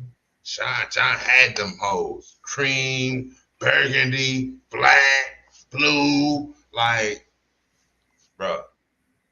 I'm going with Sean John. I mean, listen, I ain't mad at that. Just velour, just that alone changed the game. And I want to say Baby Fat was the first ones to have that shit, that style. You know what I'm saying? That's not pictured, but yeah. That's one thing I was thinking about too, man. I was thinking about suit, nigga. Ooh, Sean John with the jeans, nigga, too. I ain't gonna lie, the damn velour suits was definitely sick. That was. I don't know if it was more iconic, and the velour suits came a little bit later after FUBU really had already blown up. Like by the time the velour suits came in, FUBU was kind of in platinum FUBU stage. You know what I'm saying? By the time the velour suits really kind of came in. Velour suits, bro. That was the platinum FUBU. If you got that shit with the Fat Albert. That's what I'm saying. Like by the time the velour suits popped off, that's when FUBU had already morphed into platinum FUBU. They had started a whole nother chapter of the company. Exactly. You know what I'm saying? But I'm talking about that initial wave of FUBU, bro. That initial wave of FUBU. I'm trying to tell you, bro. When first time I ever bought my first FUBU shit, I was going to like homecoming junior. When I was a junior, homecoming or something like that, bro. Like, nigga, that shit was, bro. I had to go to so many stores to try to find that 05 jersey. It was crazy. I'm telling you, that shit was just, it was madness. But I feel what you're saying. The velour suits definitely changed the game. That's a fact because everybody modeled Rockaware started having their velour suits. You know what I'm saying? Sean John definitely changed the game. So that's a fact. It's just like what made a bigger impact. That's a good one, but I don't know. But I ain't mad at that, brother. Them velour suits probably was the staple of Sean John. Definitely the staple. I feel what both of y'all saying, because to be honest with you, know what I'm saying, with my nigga KG saying in regards to the velour suits, you know what I'm saying, like essentially that was a staple for Sean John in terms of what they brought to the game in terms of an actual, fit, a certain set of clothing. But at the same time, I'm feeling you beat up too for the standpoint with FUBU. It's almost like, once FUBU started their jersey line, it's almost like you had to have your own jersey. Like I remember Nelly with the vocal, you know what I'm saying? Like with the vocal with the jersey, that was also another highlight. I think you essentially got from FUBU, So y'all definitely both on point in terms of y'all selection and why y'all chose what y'all chose. Can you hear him? Yeah. No. We definitely collecting the wisdom, man. We definitely hearing. No. I'm saying, can you hear him? I just moved the mic towards. I just said. Yeah. We definitely. I mean, if you talk what he just spoke, we heard everything clear. Okay, cool. Just making sure. Because the nigga not on camera and shit, I'm just making sure because I'm moving the mic towards him so he can sound clear without being clear. That's all good. No doubt, man. Shout out to Trap in the back, man. Shout out. But fact, man, I think, but you know, shout out to Rockaware too, man, because the first pair of jeans I have to have that I bought with home that came from Rockaware, bro. You know what I'm saying? Like they had some iconic shit too, but everybody wasn't buying Rockaware the same. Like everybody was buying Sean John or everybody was buying Fubu. That's why I put them in a running, even though personally I wore more Rockaware than any of those guys. Because I ain't gonna lie, I think I had one Sean John velour suit. Them motherfuckers was expensive. Oh yeah, they were sacks for it. Oh yeah, it's like $90 probably was the most $90 for the top and all bottom. You talking about $90 for the top and bottom? So it's like $180. That's what I'm saying. $180 back then. Yeah, that shit was not the cheapest, my dog. So everybody didn't have like the velour suits definitely was super dope. And you saw every rapper in the world had them. Even I think Nelly had his own line of velour suits too with the vocal. You know what I'm saying? And apple bottom. Right. You know, he had apple bottom too, but I'm just saying he even jumped into the velour game as well. Oh, yeah, for vocal. For sure. Yeah, with the vocal velours, right. So velour definitely changed the game. Everybody had their own velour line because that's what was selling for sure. You know what I'm saying? That's a fact, man. But yeah, shout out, well, you know, fuck it. Since we talking about Sean John, let's talk about it. You know?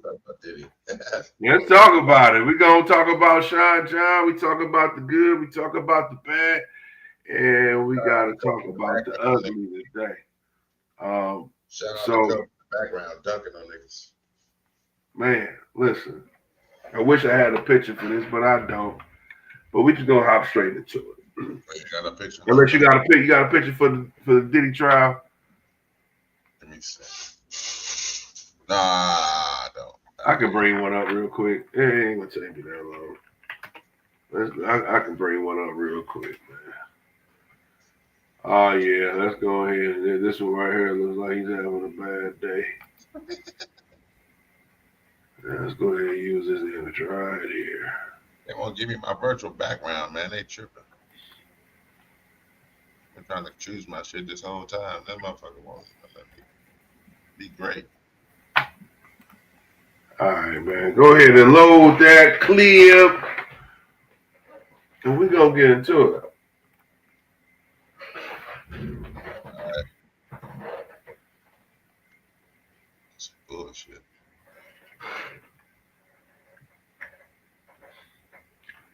Mr. Diddy, Mr. Puffy, Mr. Combs, whatever name you want to use for this guy.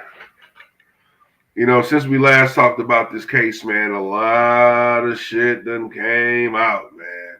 The trial has began. A lot of testimony has been taken.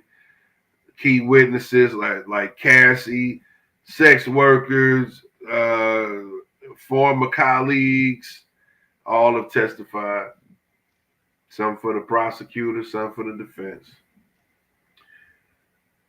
But man, bro, we've heard some crazy shit from Cassie, bro. You know what I'm saying? And if it's true, but if it's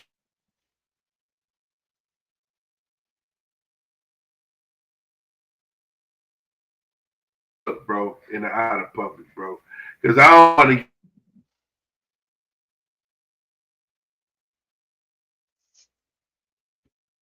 Doing these freak offs, bro, and I'm gonna keep it 100, bro.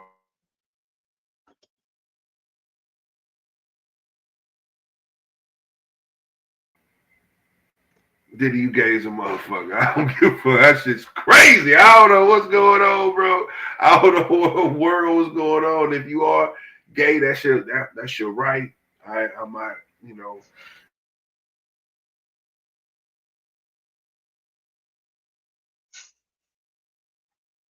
Oh shit, what happened? I think it got frozen by this motherfucking Wi-Fi.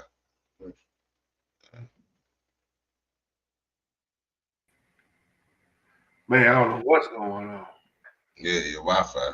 That whole thing took me off the whole map, man. But yeah, I just want to go back to it, bro. Just some of the testimony that we heard was just some wild testimony. And if it's true, then some of those rumors that we always heard is being confirmed right now, you know, if it is the truth. But one of the things, even outside of that, bro, the craziest things what people's really not talking about is, man, the fact that he got his kids in the courtroom listening to this testimony. You know what I'm saying? And I'm just going to keep it real. No matter how much I love my father, if I go in the courtroom and they saying some ill shit about him, my eyebrow going to raise up a little bit. I'm still going to love you. I'll be like, damn, daddy, you doing this? He was a freaky motherfucker. So I ain't going to lie. I don't know if I would want my kids to be privy, but at the same time, it's probably going to come out eventually. You know what I'm saying? But I mean, how you feel about that whole scenario right there? You got your kids in the courtroom, and they talking about some fucking deviant behavior, bro. It's some ill shit. I mean, you got motherfuckers talking about fucking.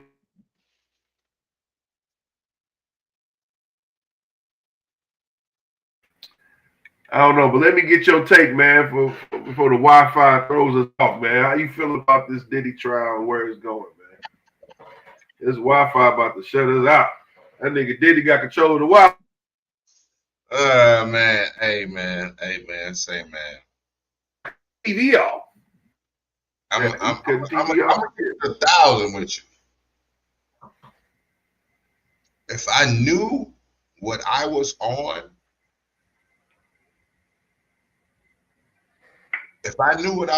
right? I would urge my kids not to go to that courtroom. Hey, your daddy was on some wild shit. I don't want you to hear none of this. I would rather you hear it from hearsay.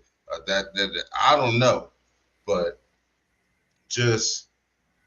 that's just me. Like, hey, yo, you might want to sit this courtroom shit out, yo. You know what I'm saying? Just daddy keep you updated on what's going on, but I don't want y'all sitting in on some stuff that I had going on in my personal life because it might upset y'all.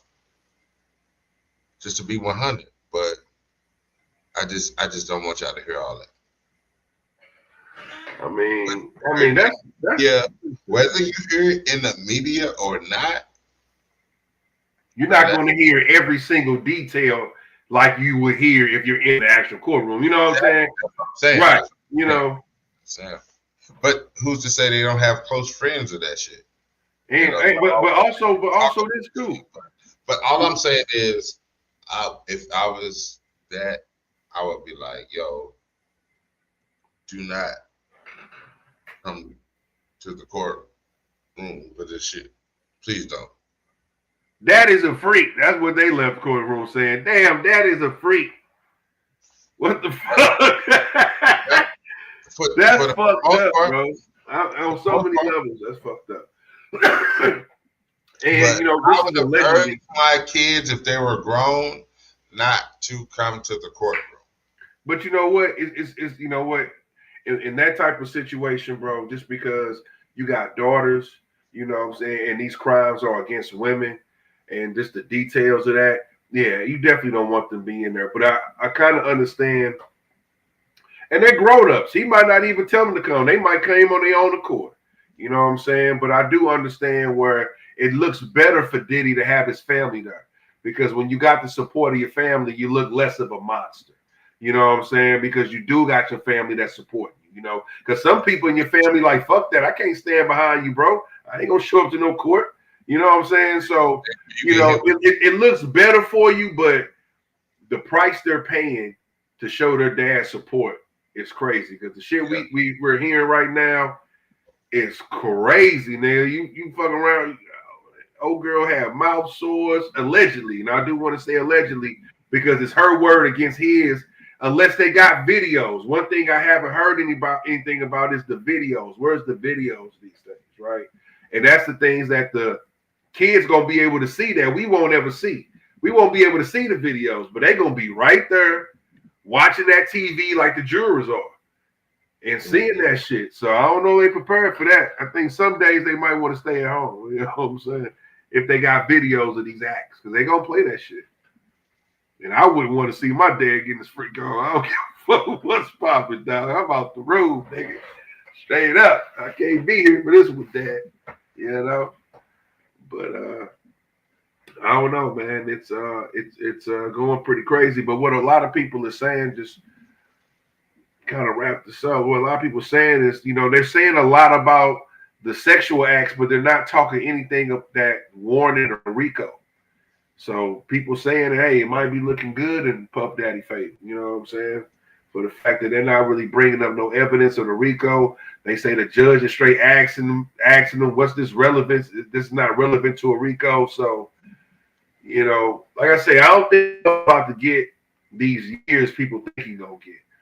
You know, this case is not as solid as it was with other people. You know what I'm saying? So, I don't know. Hold on. Check this out, though.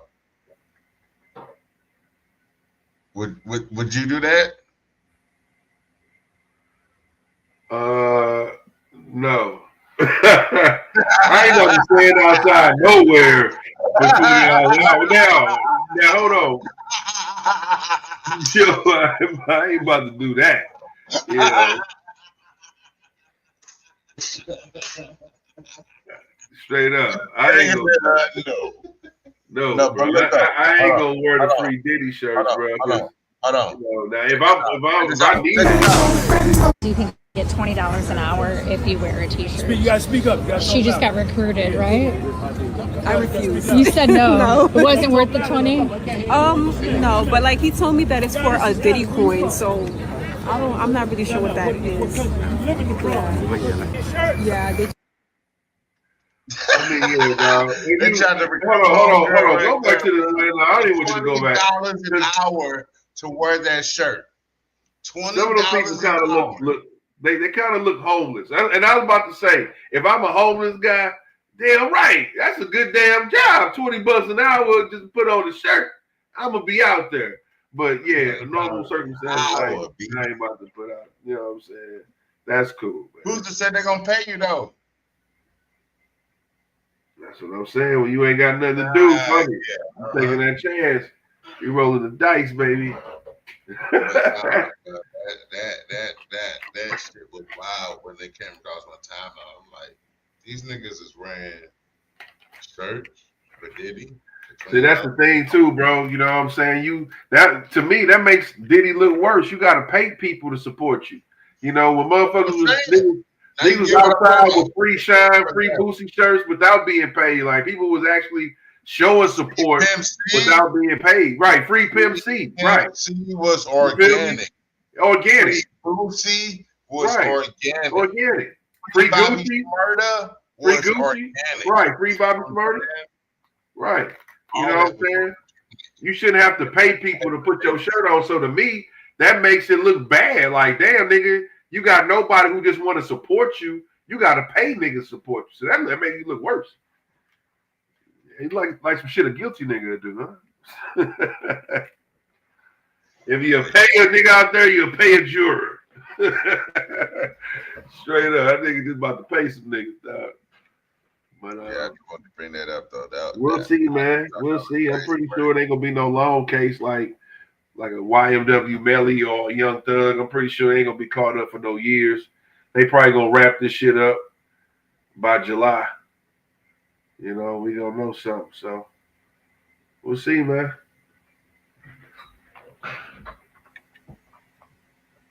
You still bumping Puff Daddy records, bro? You still bumping Diddy records, man? Keep it real, man. But I wouldn't turn it off if it came on. Okay. All about the Benjamins coming on. You bumping that? Yeah. I'm not gonna turn it off. I'm gonna keep it 1,000. I'm not gonna turn it off. What about you, Trap? You bumping that Benjamins, man? That Benjamin come on.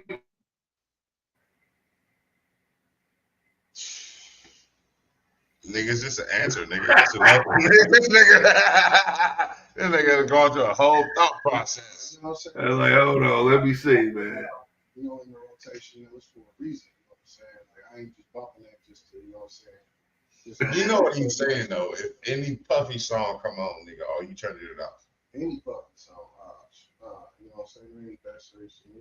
The music's still the music. There you go. See, there you go. See, you had this nigga thinking too hard. What'd he say? Shit. Like, oh Okay. man, hold up. But nah, nigga. No, that's bro, cool. I ain't gonna turn That's the music off, man. Like, I'm gonna just keep it 1,000 on the R. Kelly shit, bro. I still listen to that shit. And it's hard to say that in 2025, but I still listen to R. Kelly shit. Not on a regular, but if an R. Kelly song pop up, nigga, in my rotation, I'm not gonna skip that motherfucker unless it's just not for the time for it. You know what I'm saying? But nigga, what? Ghetto Queen with them and tell you like this, man. social conflict? Stop, bro. Like, I'm not gonna pass that up. But hey, some people are different. You gonna Some listen people to look, it. hey, some people will skip that shit or just turn this shit off or block them or whatever. But Yeah. I still listen to R. Kelly shit, so it's kind of You know what? And we talked about it before, man. You know what I'm saying? Me personally, you know, when I hear an R. Kelly song in, you know, in a lounge or a bar, it's not like I'm running for the front door. You know, me, I ain't gonna lie. I've tried to listen to some R. Kelly playing at the crib. You know what I'm saying? I only get through maybe one song, man. I turn that shit off, man. I ain't gonna lie, bro. It's just still something that don't sit right with me, but I'm not judging nobody who's still listening to R. Kelly songs. But I ain't gonna lie. Lady, you can't listen to it by a couple yourself. songs and I can't listen to that shit no songs more. you can listen to by yourself, but most of the times you gotta be with a lady. You know what I'm saying? There's a few songs you can listen to by yourself. That's Damn, that's fucked up, dog. You can't listen to R&B. You got damn niggas can't listen to R&B no more, man. That's fucked up, dog. No.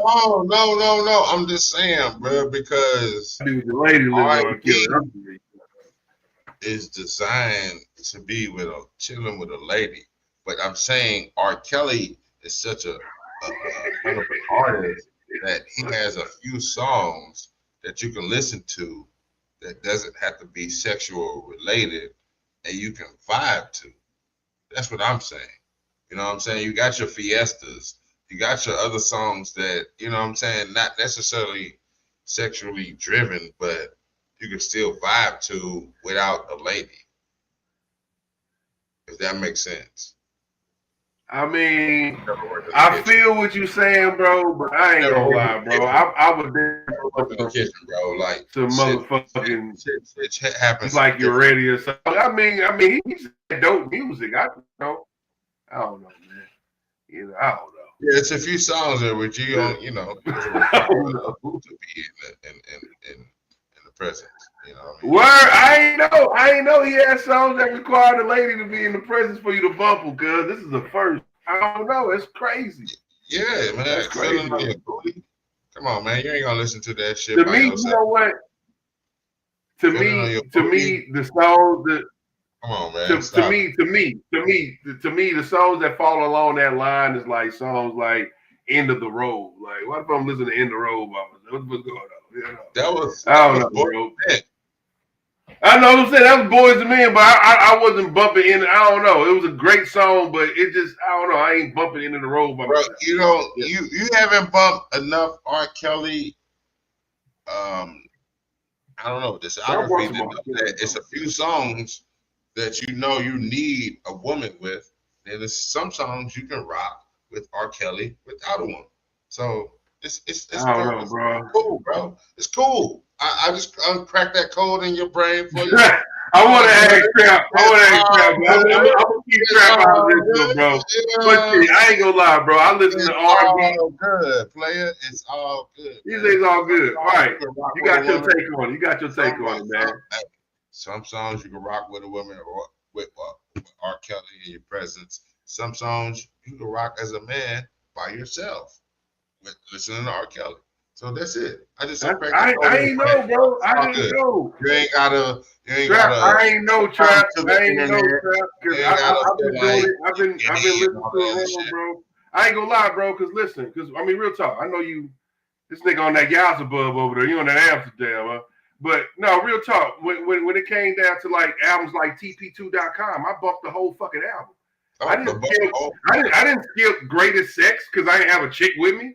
Like I listen to every damn track. That's why I'm like, damn, I don't know. You know what I'm saying? But hey, you know, I don't know. I'm confident, man. I ain't got. You know what? That kind of reminds me of a meme. That kind of reminds me of a meme I saw a long time ago. It was funny. It was like, yeah, niggas is gay if they listen to R&B in their headphones because they ain't supposed to have a niggas singing in your ear. You know what I'm saying? That's the type of shit. You know what I'm saying? That's like that type of shit. Like, I don't know, man. Niggas got all type of little rules and shit. All right, R&B, man. Shit. R&B. Niggas is making R&B about women and shit. We gonna listen to some motherfucking R&B is necessary. R&B is necessary. I'm just saying, man. I don't know. I'll listen to Stairway to Heaven. I'll listen to some Lenny Williams by myself. Even though he's just talking about his love for a chick, I don't know if it's good music. I'm a bump shit. I don't, you know, like. But some songs you need. Some songs you need that like cruising, smoking. I feel what you say. I feel what you're saying. Some songs got somebody with you on that. Like I don't know. You know what I'm saying? You can cruise by yourself all day long, but you know what I mean? You can cruise with it. You can't cruise, you can't cruise with R&B. You listen to Smokey Robinson, you fuck it up, nigga. But nah, let's not. Hey, hold on. Let's not get off course. And I got a fire one for you right here. So look, boom. Look at that, nigga. You're gonna only bring one album back. Who would it be with them people listed? Let's go. John, you in this shit too. Hold on. So with John, it's John, because he can't really he back there. It's Nipsey Hussle, PNB Rock, Mac Miller. I don't know who that speaker is, nigga. But Rich Homie Quan, King Von, Lil Snoop. I never heard of Lil Peep, so I wouldn't bring him back. So Pop Smoke, Takeoff, Juice WRLD, and Triple X Tentacion. For me, it's Nip. John said Nip. And I don't blame him. John said Nip. I think for me, it definitely comes down to Nip. Because Lil Snoop was, you know, you know how Lynn Bias and a person who right after he got died, you know what I'm saying? It's kind of like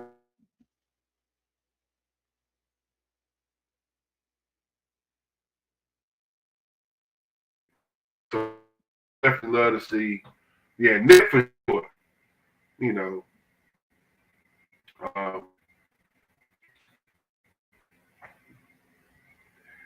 You said Nip? I think, yeah, Nip for sure. It comes down to Nip and Lil Snoop because I always wanted to see what Lil Snoop was going to do. You know what I'm saying? Because that dude was just coming in, killing everything, freestyling, viral videos of him flowing against the China, dude, the Eagles, man. He had one of his artists, and they had put all this money on the pool table. That nigga just clinked this artist up. You know what I'm saying? So he was, man, proud to take over some shit. Mill was at his peak, you know, so yeah. So I definitely wanted to see what Lil Snoop was gonna do. But overall, Snip Hustle and Victory Lap, dog, was just too hard, man. He left us with too good of an album for me not to want to hear what he would have came up with next, man. So I agree with Trap on this one, man. I'm gonna have to go with Nip Hustle. I'm gonna go with Mac Miller, my nigga.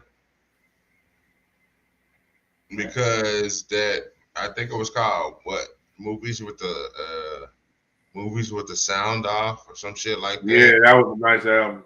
Yeah, like dude, watching movies. Yeah, watch movies with the sound off, like, bro, like right. That was crazy. Dude, just on another level, bro. Like, and he wasn't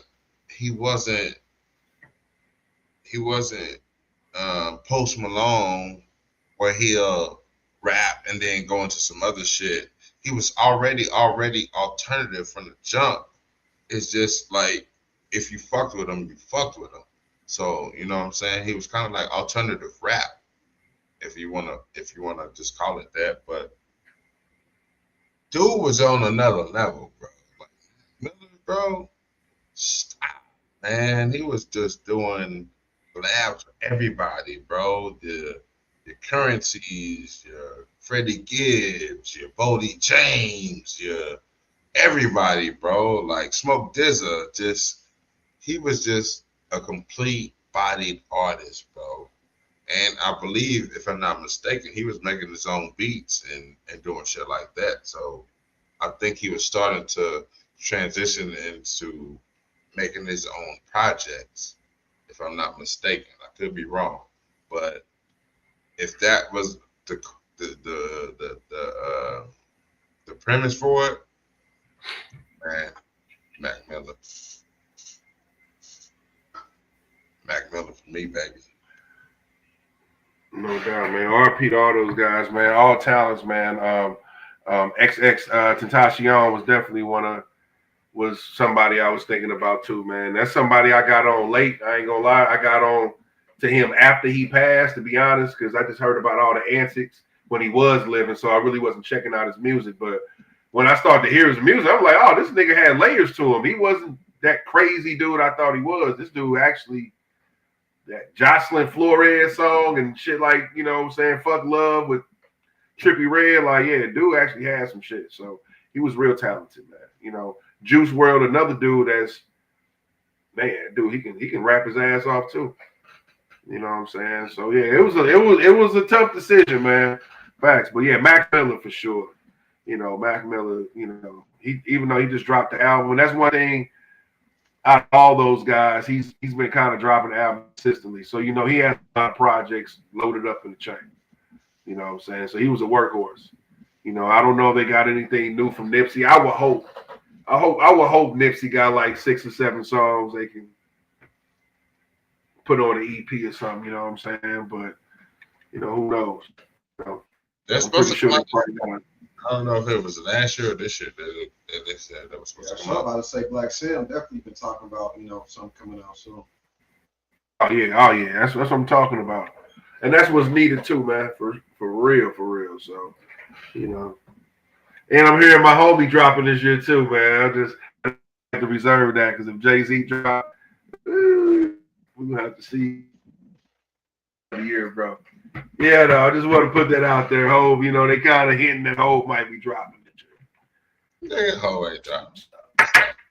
When OG come out of play. Yeah. Just get the dreams out now. See when Jay come out to play, man. Sleep peacefully, nigga. That shit ain't dropping. That shit ain't dropping. I'm just saying it might not drop. I'm just hearing little hints, you know, little hints he might be dropping, bro. I know that's your favorite rapper and shit and all that other shit, nigga. Jealous. This nigga mad because I got a favorite rapper and shit. I got a favorite rapper too, nigga. I ain't tripping. Right, nigga. And if they was dropping something, nigga, you'd be like, hell yeah, these niggas I'm about to check this motherfucker out. That's but my favorite rapper drops consistently. Your favorite rapper doesn't. Right. That's what makes it more special when my fucking favorite rapper drop, because he don't drop consistently, nigga. That 444 album, was 20 what? I don't even know. That was 2020, if I ain't mistaken. 2020, right. You know what I'm saying? So he don't drop consistently, bro. So yeah, if he's talking about dropping the album, I'm gonna have my ears, you know, tuned up, man. We already know. You made it. You made it up. But fuck all that. We about to keep it real hip hop. This nigga be mad, man. Hey, yo, Trap. We did a damn Trap, bro. We did a damn Jay-Z versus Wayne verses on here, man. And I smoked this nigga. No, you did, nigga. Get the fuck out. I smoked you, bro. No, you didn't. I smoked him, bro. You didn't. That's all. But that nigga mad since then, bro. He mad ever since. You're the only person that said that. You're the only person. No, hell no. Hell no. Stop, definitely bro. have people. The only person that ever said that. So stop that bullshit. Bro, Because no, you didn't. You gotta recognize. No. But, and I definitely want John input on this too, right? And let me see if I can find. Hold on, let me see if I got something for this. Right? Let me see.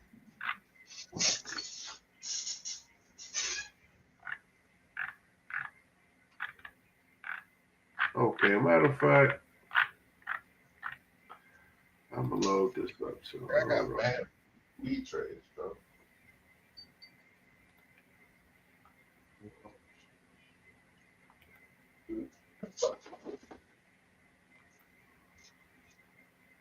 All right, bet, man. I'm about to load this clip up, man, because I want attention on her. But before you load this clip up, I don't have a picture for this, but I'm before you load that clip up. I'm going to start off with this. All right, so we got a one gotta go. All right, I got 4 artists. One nigga has to get their ass off the motherfucking porch. I got Big Boy from Outkast, and I call this the duo edition because you'll see why. I got Big Boy, I got MJG, I got Bun B, and I got Prodigy. Out them 4, all part of Dynamic Duos. Out there 4, who the fuck got to go home, baby? Hold on, say that one more time.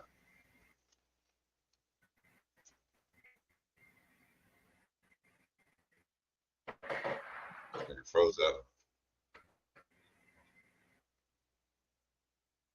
Wi-Fi ain't never lets me great.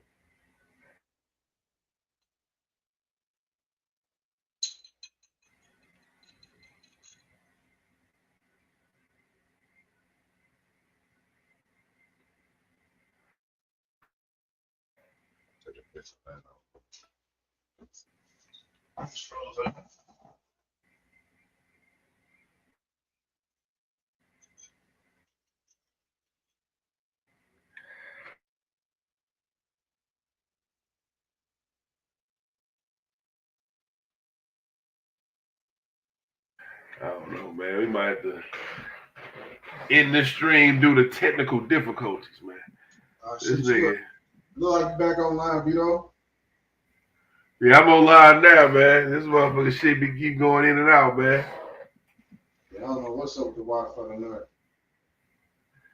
Man, that nigga ain't got Wi-Fi. He got Wi-Fi over that motherfucker. That shit lied to us, man.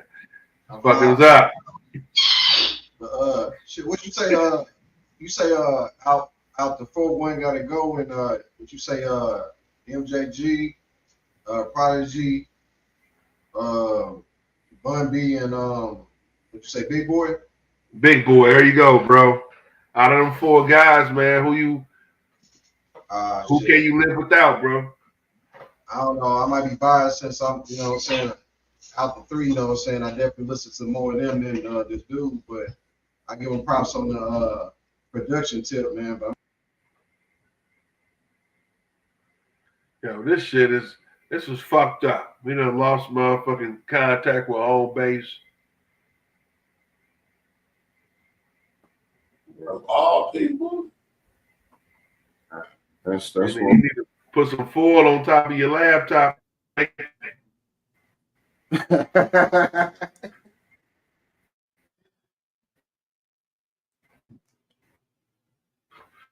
Says a nigga with bad Wi-Fi. Straight up, nigga. Get some motherfucking metal hangers.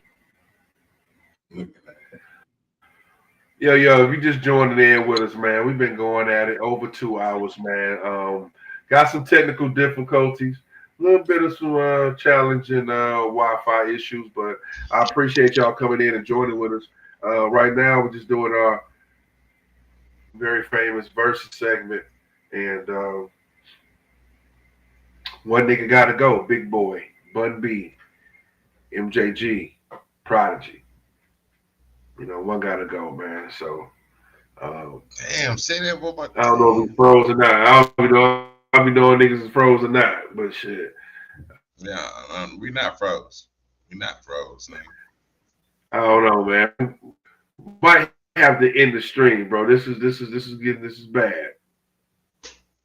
All right. You said Bun B.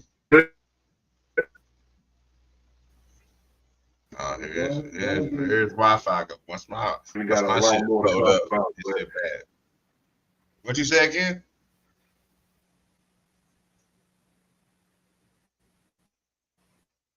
I don't know, Doc. I just know you said Bun B, MJG, Prodigy, and Big Boy. The one gotta go. Yeah.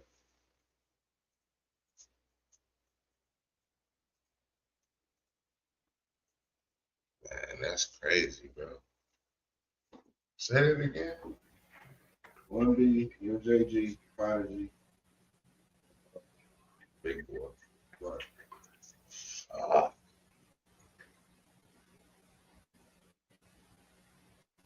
I don't even know, bro.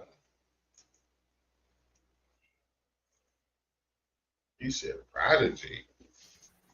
Nigga, what? I break bread, ribs, $100 bills. What? Oh my God. But Bun B can't go nowhere.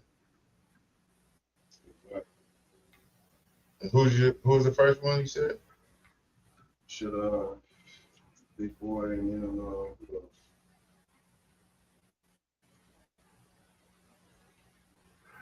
Well, damn, folks. Oh, there you go. I don't know what's going on here. This shit is fucked up.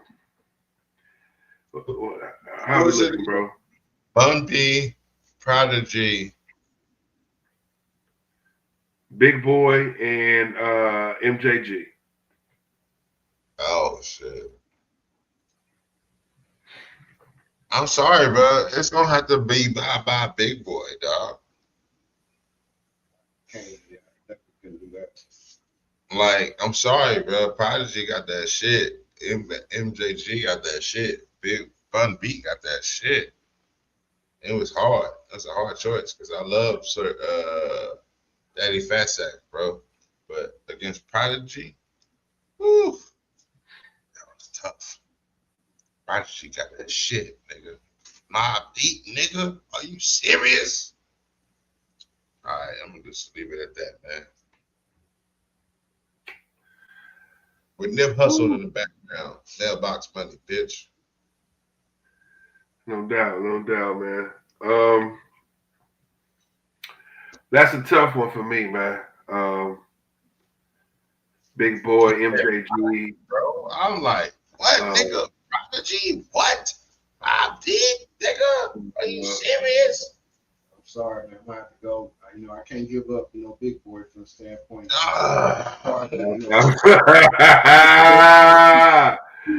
wish I had my motherfucking gunshots. I wish I had my gunshot. Because I feel you, bro. You're talking about you can't give up Mobb Deep. You can't give up Mobb Deep. I can't give up Outkast. I feel you, Trap.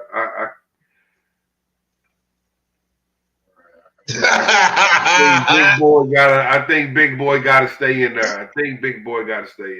Man, do your thing, bro. Do your thing. Sure. Which one you cutting off? MJG definitely has to stay in there. Exactly. That's what I'm saying. That's what I'm saying. So that's two guys that's in there for sure. Big Boy, MJG.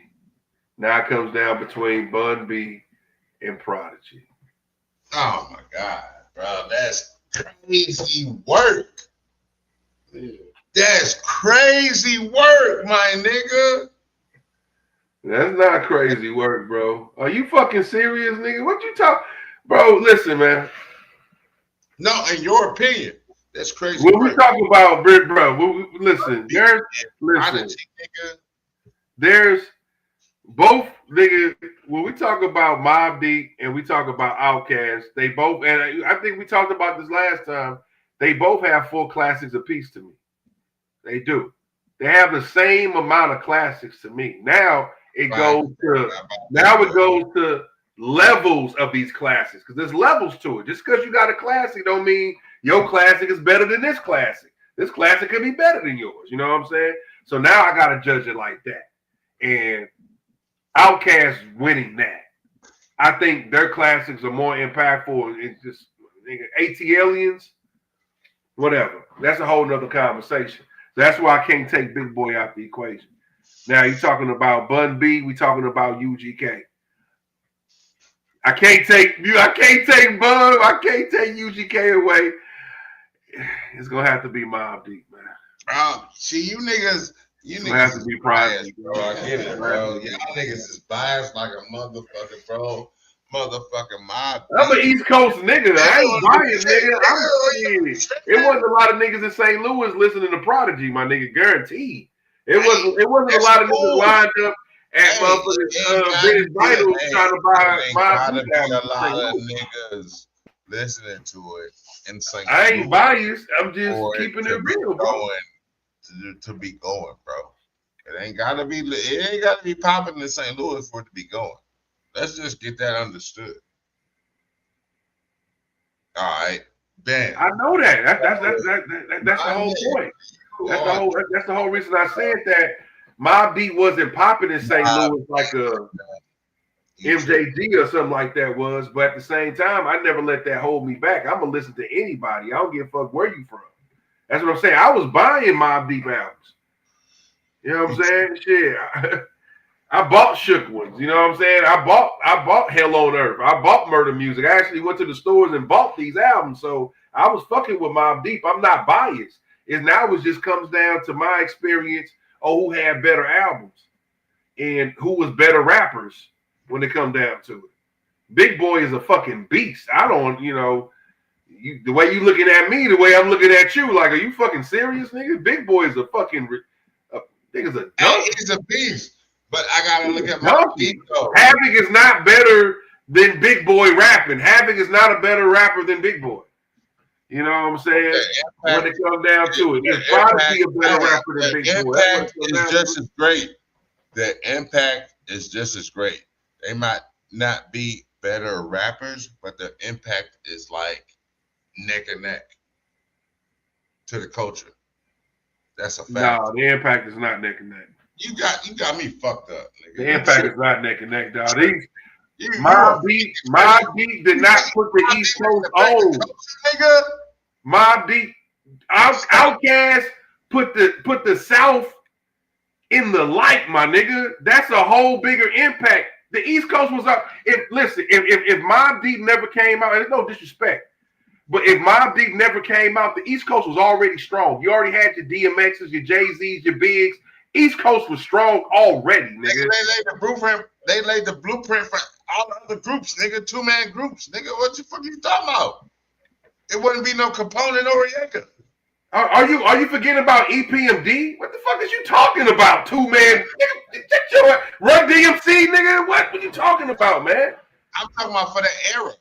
You saying laying down a blueprint, nigga. That's not a lay. The blueprint real lay, man. But I'm saying, stop it, bro. You tripping. This nigga tripping. No, nigga, you tripping. Stop playing. I hear what you're trying to say, and I'm not trying to take away their cultural impact, but to me, Outkast had the responsibility of putting the whole motherfucking coast on their back, nigga.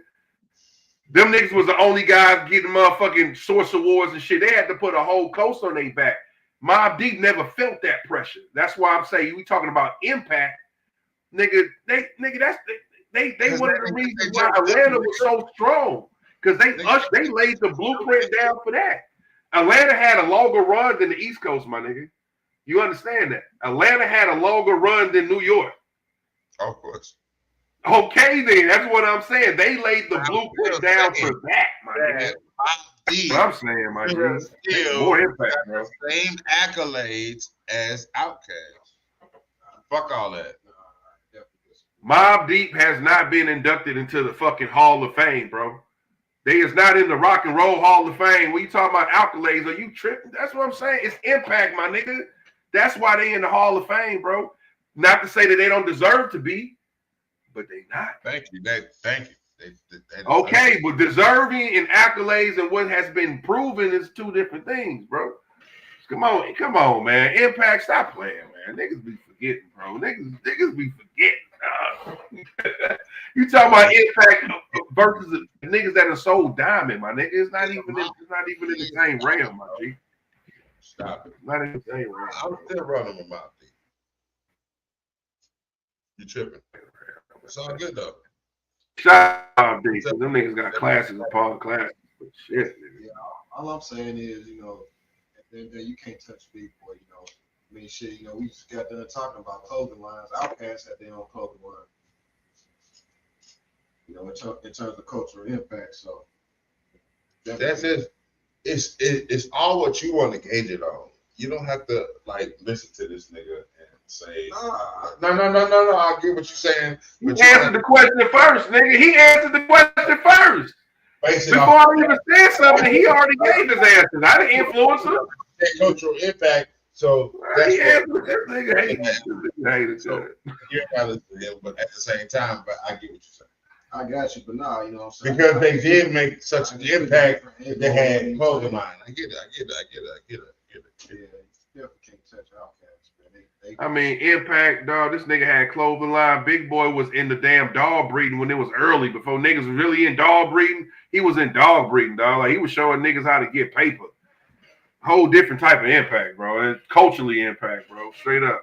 Nobody, I wasn't even tripping off pit bulls before I started seeing that nigga with the blue eye pits and all that shit. Like, more than music, man. You know what I'm saying? Shout out to Mobb Deep, but I'm saying culturally, bro, it's a little bit different. But moving on, because that's a good topic, and I really want people in the comments to really chime in. You know what I'm saying? Because I ain't saying I'm right. I'm just giving my opinion. You know what I'm saying? I'm not saying my opinion's the be all end all, but that's a great topic, man. Who has more cultural impact, Mobb Deep or Outkast? You know what I'm saying? I ain't mad at nobody either way. I fuck with Mobb Deep. You know? RP Prodigy, man. But I had to get that. I just want to get our motherfucking juices flowing, man. Now, go ahead and load up that clip, man, because we talking about verses. I want y'all to motherfucking see this clip here right now. We talking about new wave. We talking about old school. Let's talk about the new wave. Let's get it. And some of these guys ain't new wave. And maybe I should have. But if you can't see, man, we got Big Crit. We got Joyner Lucas. Did we already do this one? No. No, we ain't did this. That's offline. That's what makes you think like we did it. But no doubt. So we got Big Crit, Joyner Lucas, Joey Badass, Ab-Soul, and J.I.D. Who's the best lyricist? That's what they're talking about. Lyricism. That's what they basing this off of. Who's the best lyricist out this group? Looking at this nigga face, he don't know what to say. I know what I'm about to say. I'm gonna stick my neck out and say Ab-Soul. Because lyrically, ain't nobody on this list fucking with that nigga. Lyrically, ain't nobody fuck with Ab-Soul. Commercially, yes, they might be fucking with him, but lyrically, ain't nobody fuck with Ab-Soul. So that's my answer. Ain't nobody fuck with Ab-Soul. To where Kendrick sparked some of his most spearheaded success from Ab-Soul's lyrics. Stop. Ab-Soul, nigga. Hands down. Most lyrical nigga on that list you think is Ab-Soul. I'm going to have to say Kendrick got a whole flow and a whole style from that nigga. Stop. From who? Ab-Soul? Yes. The control verse. The control verse was from Ab-Soul. Right. I mean, but I'm not gonna say he got his whole shit though. He got influenced by one song, but you know, he put out shit from Control. He took that shit and made it mainstream from Ab-Soul's pen, nigga. That's all right. Well, anyway, you know what? I would say like this. Because now you get all right. So now you go on Ab-Soul. All right. So Kendrick Lamar stole his style. Well, guess what? Ab-Soul ain't better than Kendrick Lamar, nigga. So he stole your shit and he made it better. All right, moving on. Ab-Soul is better. But go ahead. What?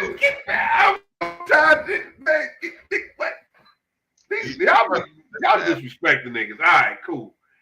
That's a whole nother debate, right? Because we can do who's the best out of TDE. We can do that, all right? Yeah, but getting back to this right here. But yeah, Ab-Soul. Getting back here, man. Hands down. Where you going with, John? I can't even speak on it. I ain't listen to all these niggas gonna say they be able to speak on it, so I'm have to say this one out. What'd he say, man? John What'd he say? No. You know what I'm saying? I heard a little bit of everybody, but not enough to comment, you know what I'm saying, on something like this in regards to that lyricism. But I can't even do it, can't even speak on it.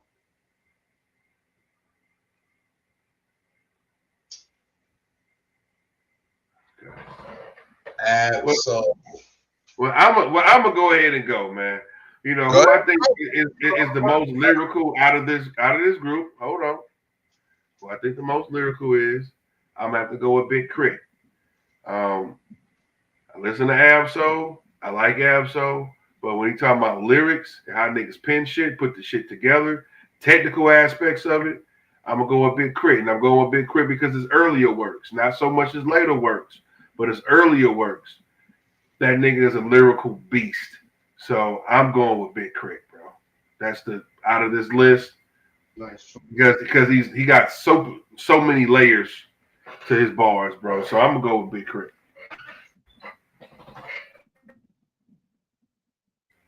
That's cool. Big Crit on that one. And he make his own beat. That's up to him. Joey Badass. He's the only. You ain't get badass. That makes his own beats.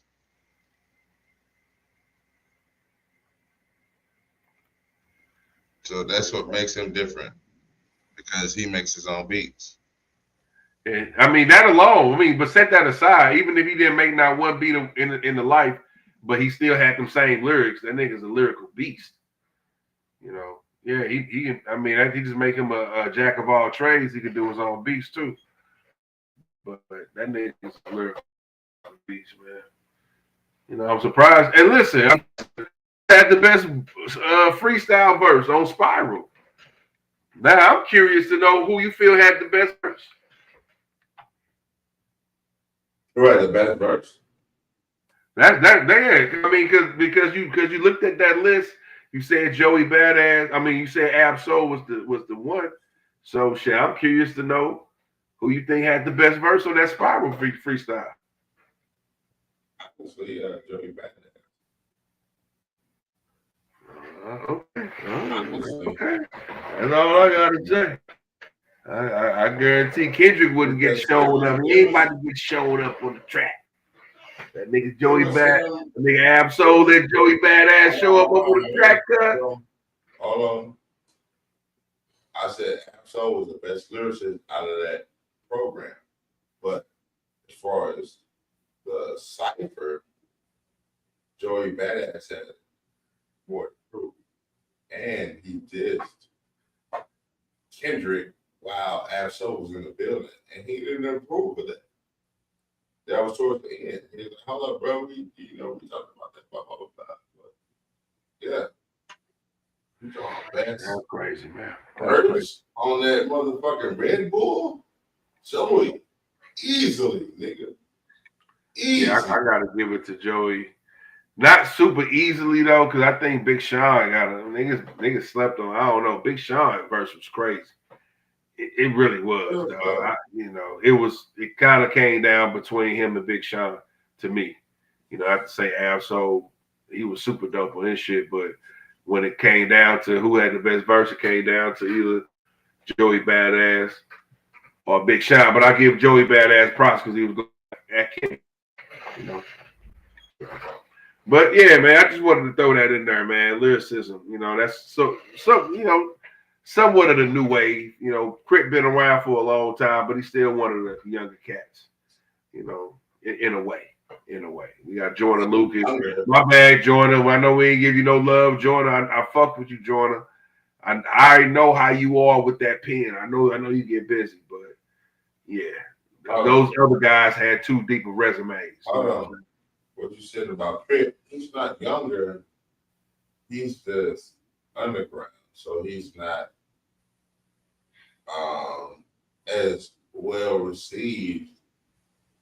I think if you look at it, Jordan Lucas would have more mainstream praise than a Big Crit. Big Crit is underground. Right. Right, yeah. I wouldn't even tripping off that. So I don't think he's tripping off of that in a sense. It's just dude's good. Jordan Lucas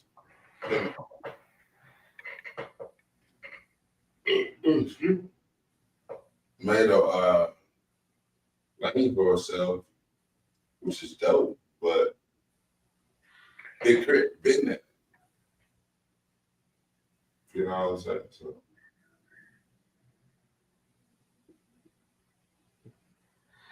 Yeah, no doubt, man. Definitely interesting, bro.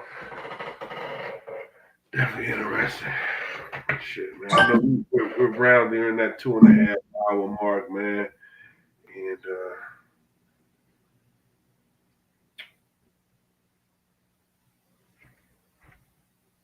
I do want to kind of move on to a couple more things, man. And I'm going to go ahead and wrap this up, bro. It's getting, close to that 3 hour mark, man. But I do want to say shout out to Biggie Smalls, man. Today was his birthday. That's my real favorite rapper. If you want to know who the best rapper of all time, it's Biggie Smalls. You know what I'm saying? That's the nigga I say can nobody fuck with. But, yeah, like he said, as far as who's living, yeah, Jay's still my favorite rapper. But shout out to Biggie Smalls, man. It's your birthday. Happy heavenly birthday, man. You know Shout out. Rest in peace, Biggie Smalls. Facts, bro. Facts, man. That shit still messes me. I ain't gonna lie, man. If I find out that Diddy had something to do with that shit, nigga, when he in jail, I'm gonna write him a mean letter. Straight up.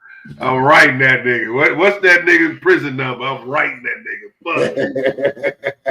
Fuck. Guaranteed, nigga. I don't give on everything. I would write that nigga a letter. You fuck with my life, man. When you you fucked up the whole rap game, bro. So one thing we did want to talk about, I don't know if you got a clip of it though, but that's for real, man. That nigga, if he had anything to do with Big Def, my nigga, I'm writing you mean letters every fucking week for the rest of your damn thing. Oh God, nigga, straight up. I ain't lying, nigga. Envelope, sealing that shit, mailing it in. Personal handwriting, nigga. Shit. Straight up. That's a fact. I ain't gonna lie. That shit fucked up the whole rap game. You gonna be a negative pen. I'm a positive. You gonna be a negative pen. Nigga, straight up, bro. That shit fucked up the rap game to this day. So yeah, fuck that. So that nigga better not have nothing to do with that shit. You can have all the freak offs you want, but if you want to kill Biggie, you got a problem with me. All right. But you know what? We was talking about the fashion Mount Rushmore. I do want to show some love to that. You know what I'm saying? I don't know if we got the picture of that. No, I didn't have it. But the fashion Mount Rushmore, Trap, who's the nigga that did the most influence when it comes to the fashion world of hip hop, right? That's a whole nother movement in itself. So they have 4 guys. You had Jim Jones. You got West Side Gun. You got Fabulous. And then you got, what's the name? Other nigga. God damn. Damn. ASAP Rocky. ASAP Rocky. There we go. My bad. ASAP Rocky. Shout out to ASAP. So out of those 4 guys, man, these the fashionistas of the rap game. You know what I'm saying? Jim Jones, West Side, ASAP, Fab. Now I don't know. I could be wrong. So I want to tread lightly when I say this. Out of all those guys, I don't know if I ever really seen Fab kind of do the international fashion stage. Like I don't know if I ever seen him walking in no, Louis Vuitton type of runway shows. I don't know. I don't want to disrespect him, man. So I will say all those other guys I have seen in those kind of settings. You know what I'm saying? West Side Gun, he be having his own fashion shows, you know what I'm saying? So, there's levels to it. But I'm going to let y'all answer first, man.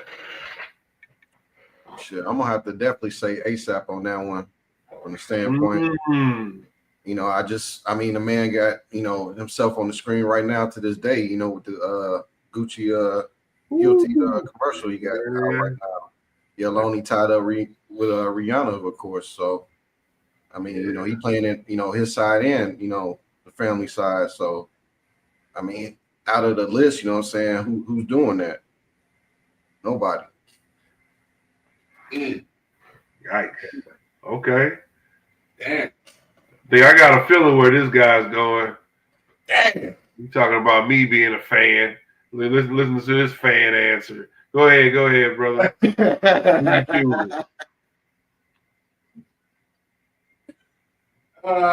This fan answer. So I know where you go. Yeah, see, I know where you want me to go, but this is where I'm gonna go. I'm going Jim Jones, nigga, because he was first with it, nigga. He was first rocking the rock star shit with the hip hop shit. He was the whole Dipset aficionado with the swag, nigga. Straight up. I'm going Jim Jones, nigga. Yeah. They had fucking bandanas on spinners, nigga. Ain't nobody doing that in the culture, nigga. Niggas had red bandanas on spinners, nigga. Red bandanas on spinners, nigga. Stop it, bro. I'm going with Jim Jones, bro. The skull heads on the fucking Rockstar chains, on the wallet chains, bro. The whole swag, bro. Jim Jones. You know what, bro? He gonna agree with me. The nigga that I'm going to choose is not even on this fucking list, and I don't even know why they have him on there. Kanye fucking West, bro. What the fuck? Are you serious? Nigga, what I didn't say, I knew this nigga was finna say Kanye West. Keep it real. Nobody, out of all those niggas, ain't nobody ever. Kanye, before Kanye West was the only shit. Swag shit. It was Jim Jones. Hold on, listen, bro. Hold on, listen. Jim Jones. Everybody wasn't. Listen, hold on. You had your time. Little angry man. Hold on, angry man. Calm down, angry fan. This is angry fan right here. Calm down. All I'm saying, let me just get my shit out. I understand. Jim Jones. You want Jim Jones? Okay, I got you. All right. But everybody wasn't wearing chain wallets, nigga. Everybody wasn't wearing dragons on their shirts and shit, nigga. Everybody wasn't wearing, that's all I gotta say, brother. But a lot more niggas was wearing Yeezys, nigga. That's all I gotta say. When you talk about shit fashion-wise, what niggas was buying, what niggas was desiring was Yeezys. Them the shits that's selling out. I don't think Jim Jones wallet chains is on motherfucking eBay right now selling for $20,000 like fucking Yeezys. We talking about two different eras though. I'm just talking about fashion-wise. Hold on. When Jim Jones was doing this thing, Kanye West didn't have a fucking shoe in the motherfucking store, nigga. Stop it, bro. Stop it. Kanye West had no shoe in the motherfucking store when Jim Jones was having the swag, nigga. So stop it. Quit fast forwarding the times, nigga. No. Nigga, just because you want to sound like you want a WWE interview, nigga. Because you want to sound like you Ric Flair, don't mean you right, nigga. Jim Jones, stop it, nigga. Meet me in the ring, Hulkster. Stop me, Hulk. No, nigga, you can do all this flex, bro. Kanye West. Kanye West was wearing book bags and polos, nigga. When this nigga Jim Jones is on his rock star shit, nigga. Stop. Stop. Yeezy shoes has influenced almost fucking Jones. That nigga had no cultural impact with no motherfucking book bag and polos for real. Nigga. Are you serious? Now compared to Jim Jones, nigga, you shit. This movement, stop. Dog. You want to be hold on. Big, hold on. Because you want to be on your high horse about niggas starting something. Hold on. You on your high horse. You go on your high horse about niggas starting something, but you just mentioned the backpack. When Jay-Z was like, man, who's the funny looking nigga with the tight clothes back there? Talking about Kanye. He was already wearing that. He was already ushering in a whole nother vibe of clothing with that backpack movement, dog. Niggas wasn't wearing that shit, bro. Niggas wasn't. I'm just saying that shit he was doing. Same way you saying Jim Jones was a pioneer. He was a pioneer too. You know what I'm saying? Niggas wasn't wearing that tighter type of fitting clothing, bro. But that shit's all over the place now. It has a longer run than baggy jeans, nigga. These tight jeans have been going on for over 10 years, nigga. Niggas been wearing tight jeans over 10 years in this bitch, my nigga. Stop playing, man. Stop playing, man. You smoking rocks. Dipset had a run of 3 to 5 years, nigga. All due respect. But when they was really moving, they was moving. But Kanye has his influence in fashion has continued for over 20 years, dog. Point blank. It is what it is. Niggas still buy Yeezys. They still sell out no matter how many high Hitler songs he come out with. This nigga still sell out, bro. So to me, he's had a bigger impact in fashion. Stop it. All right. I'll leave it at that, bro. I ain't agreeing with his views and what he do. But I'm just saying. Yeezy didn't get into fashion and selling fashion until like maybe 10 years ago. But what does that mean? Just because a nigga do it before you don't mean it's better, bro. Jim Jones ushered in a whole new era of mixing rock star with hip hop, nigga. Ain't nobody was doing that, dog. Nobody. You can say Kanye. Nobody was doing that, bro. I can't believe this nigga be so. Yo, Trap, this nigga is so disrespectful to Outkast.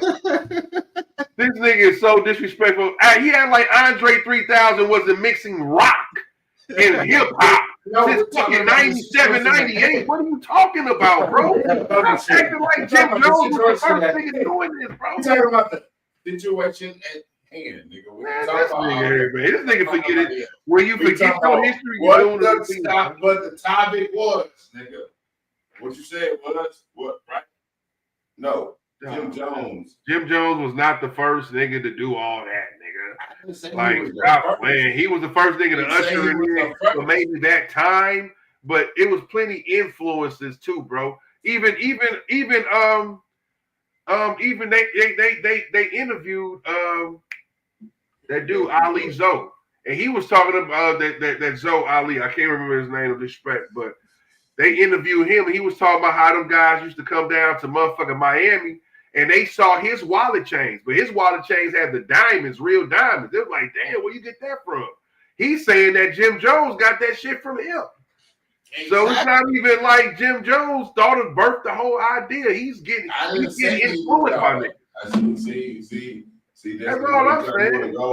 Yeah, like he's the starter. This is where you trying to move the goalpost, nigga. I didn't say I'm giving you some real history. I'm saying he was more fashionable than Kanye West. I get it, man. You like Jim Jones, man. I get it. I get it, man. This guy don't want to listen, man. He just wants to like Jim Jones. Oh, man. my God. I'm going to get you a Vamp Light shirt, man. I'm going to give you a Vamp Light shirt. It's documented, bro. It's documented. Niggas wanted to wear or be like Jim Jones more than Kanye West at that time. That's a fact. That's a fact. I'm not doubting that.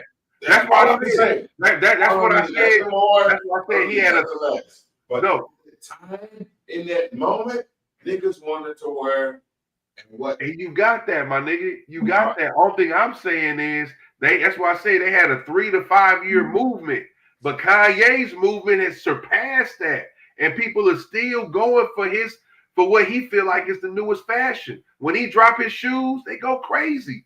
Still, like I say, Dipset had a window.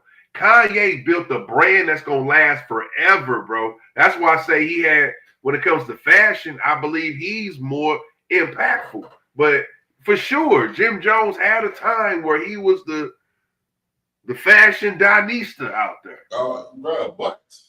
He had that, but Kanye's movement, it's been 20 years plus. 20 years, bro. I can't deny that, man. Niggas been wanting them Yeezys since early 2000s. It is what it is. You know, and it's not as if them niggas was selling their own clothes. I mean, Jim Jones. Niggas still want Dipset. Go ahead, bro. Hey, I'll dress like Dipset to this day. I fuck with that shit. That shit was hard.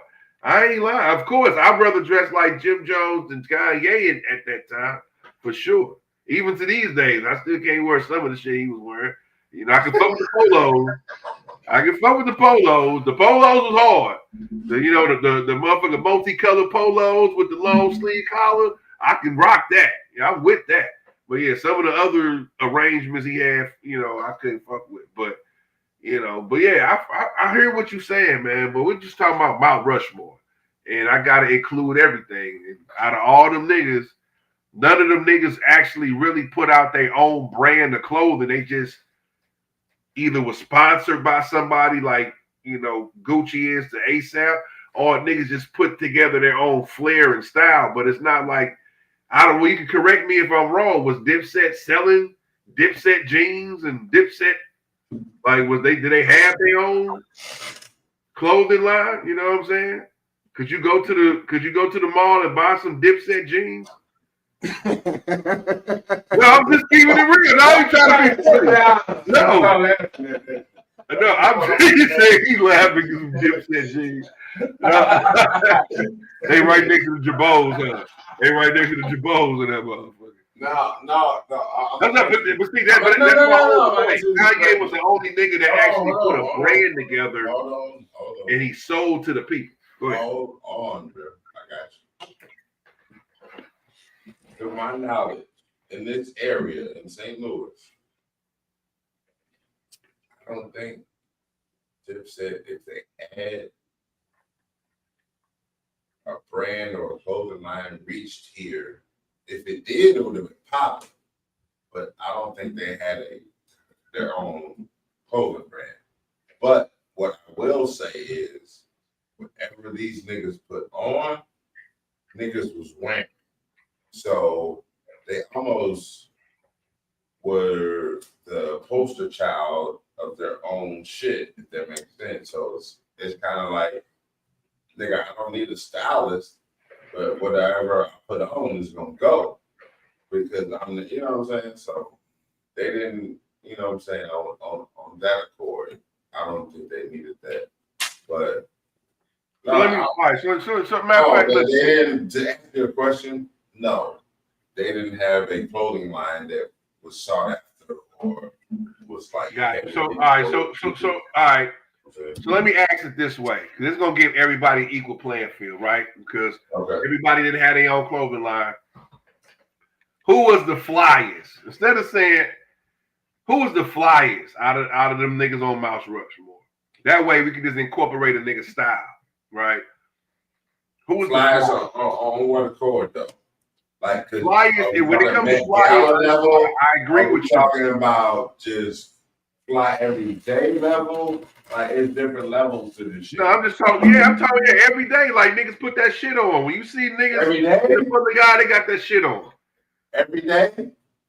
Every time you see them in the public eye. For me, my opinion is between Fab and Westside Gunn.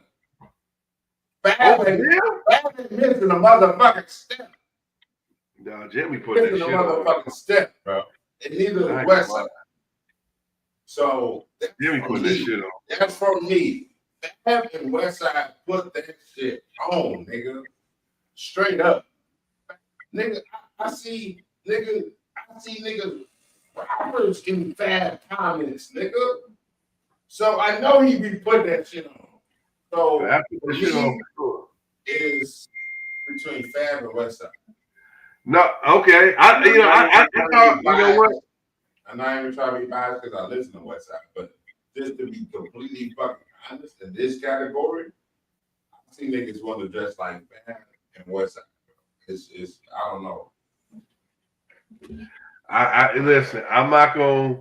I would have thought you would have said between Jim Jones and Fab, because Jim Jones be putting that shit on. If you ask me, because you away, you've seen Jim Jones do be putting that shit on. You've seen way more West Side clips than me, so you know what I'm saying. You've seen them in way more outfits than me, right? Yeah. But to me, if you want to ask about who's the most edgier out of the two, I think it's Jim Jones. He always push it to the line with some shit, if you ask me. That's why I thought you would probably had Jim Jones in the running, because to this day, he still be putting that shit on. He be putting on some different ass. He put that shit on, bro. He put that shit on, man. I don't know, man. Westside do put that shit on too, and he got his own fashion company. So, but Jim Jones got his own fashion company too, bro. Like Westside just go to the other level, bro. It's just different. And man, I don't know. You know what? Disrespect to Jim Jones because Jim Jones was the white man, my nigga. When he tapping his foot, like you know the rapper had no little segment that he created, nigga. Like he tapping his foot, like, hey, yo, you need to wear this or wear that when you come outside. So, like, I give Jim Jones his shit, but Westside took that, bro, and just elevated.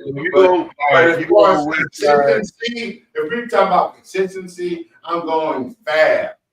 Fab ain't never missed a motherfucking day. Oh, you tripping. You done lost your mind with that now.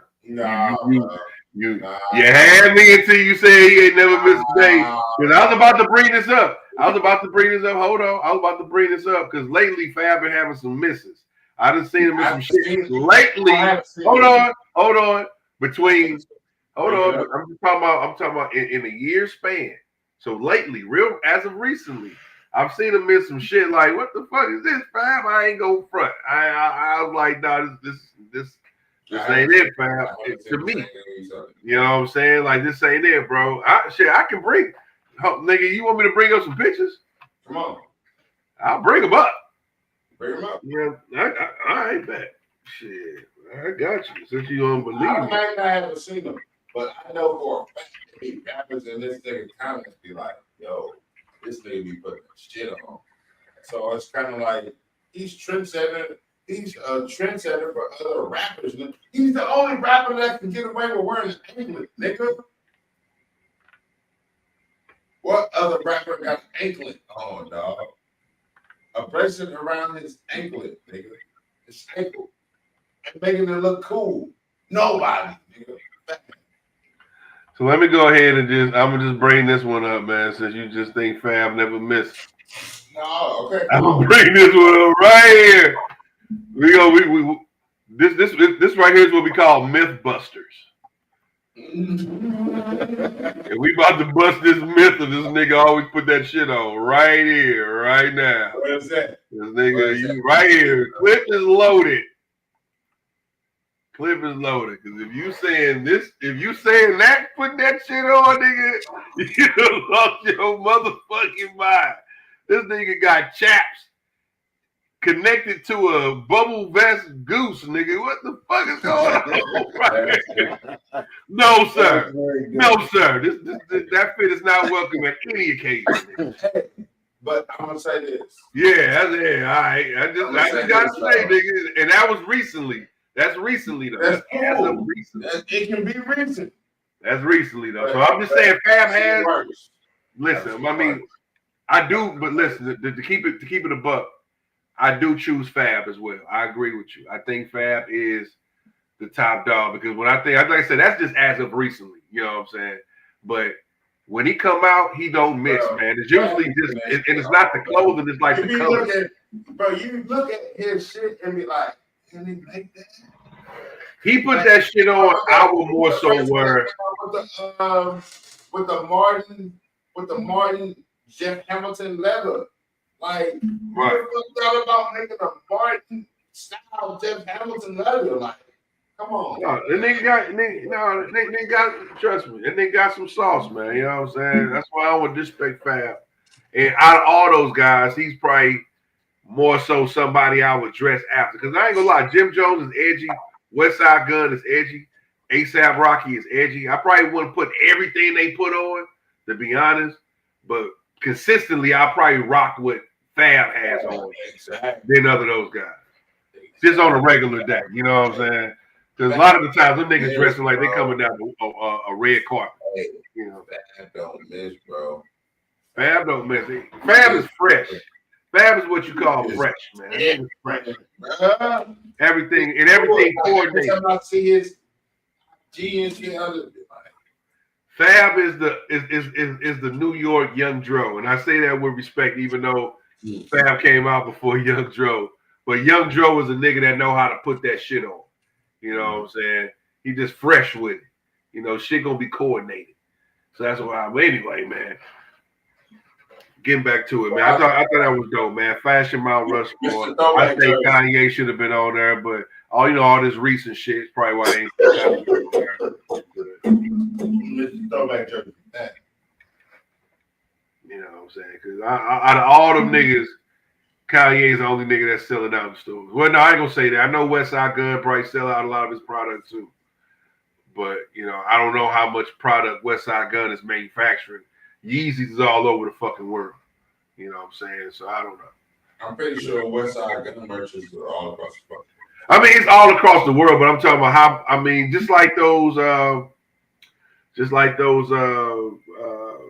Patrick Ewings for Jet Life. You know what I'm saying? Anybody in the world can buy that shoe, but there's only so many that's gonna be able to be purchased. You know what I'm saying?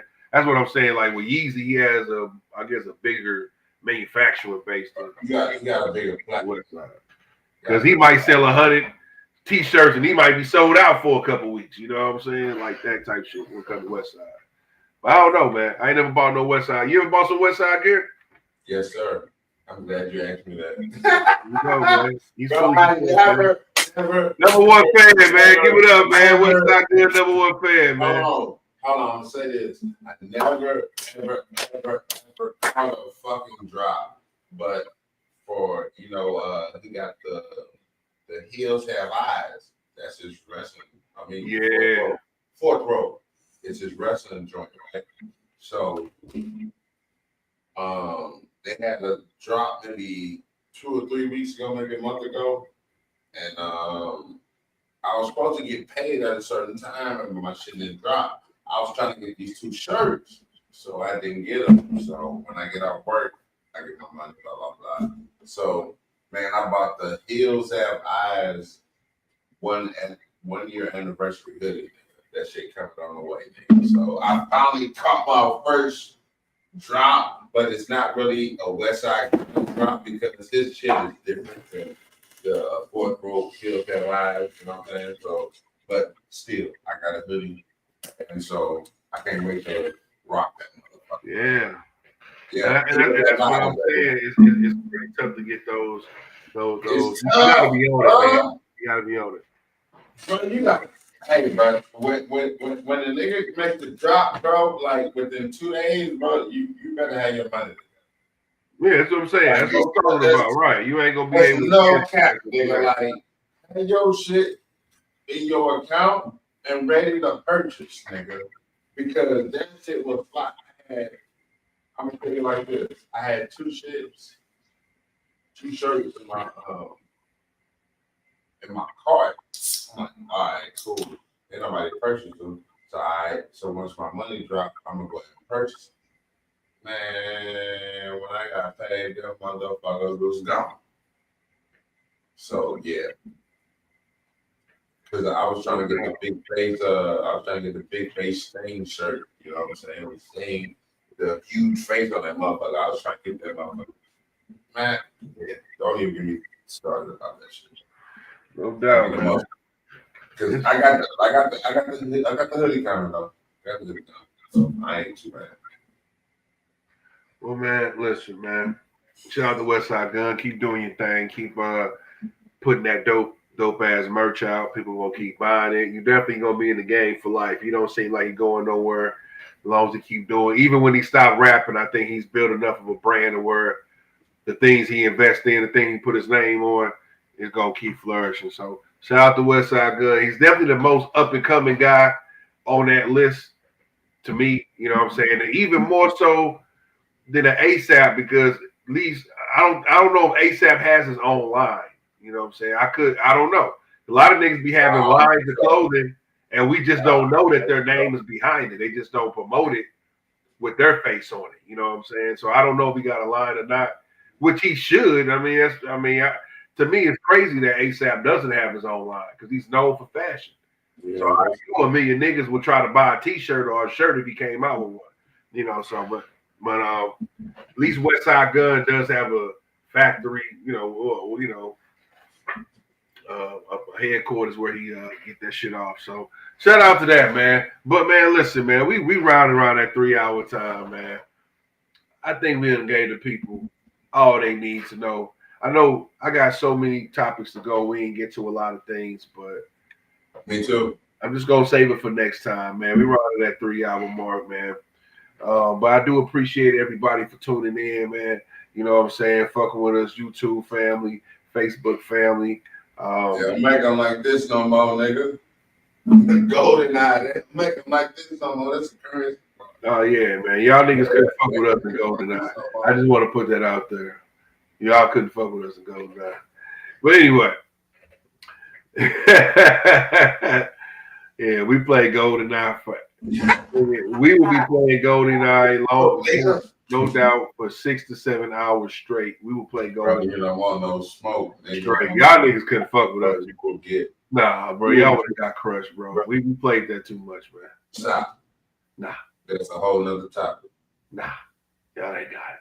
Anything N64 related, y'all ain't got it, man. Leave it be, man. Mario Kart, you get done. Leave it be, bro. Leave it be. No. Anything N64 niggas getting dusted out. It's a wrap. It's a wrap. We'll leave it there. Yo, man, but shout out everybody that joined, man. Shout out to Trap John in the back, man, providing that wisdom, that commentary, man. Shout out to you for joining, man. It's always good to hear from motherfucking Trap, motherfucking John. Appreciate y'all, man. Appreciate the platform, man. Much love to switch your game 314.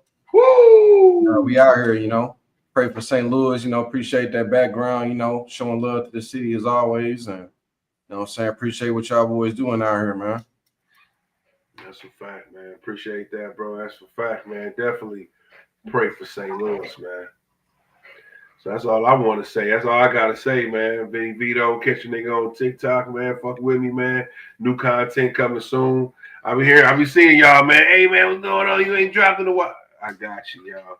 I'm about to get right back on it, man. But yeah, that's all I want to say, man. Is pray for St. Louis. Pray to all those families that's hurt by the disaster, by the devastation. Families that lost loved ones, in this tragedy. You know what I mean? Prayers to everybody, man. You know what I'm saying? Pray for St. Louis. Pray for St. Louis. Everybody just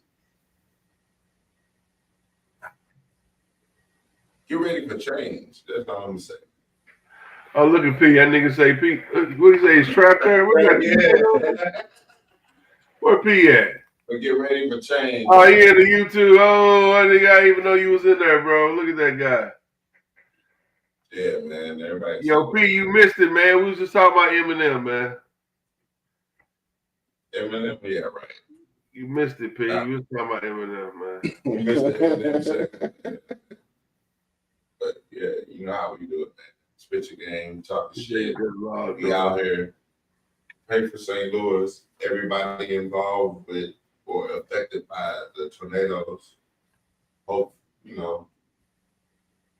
I can't say speedy recovery because I think they're gonna gentrify some shit, but just hope that everything that lands where it lands, you know what I'm saying? Where it's supposed to. Yeah, that's a fact, bro. You know what I'm saying?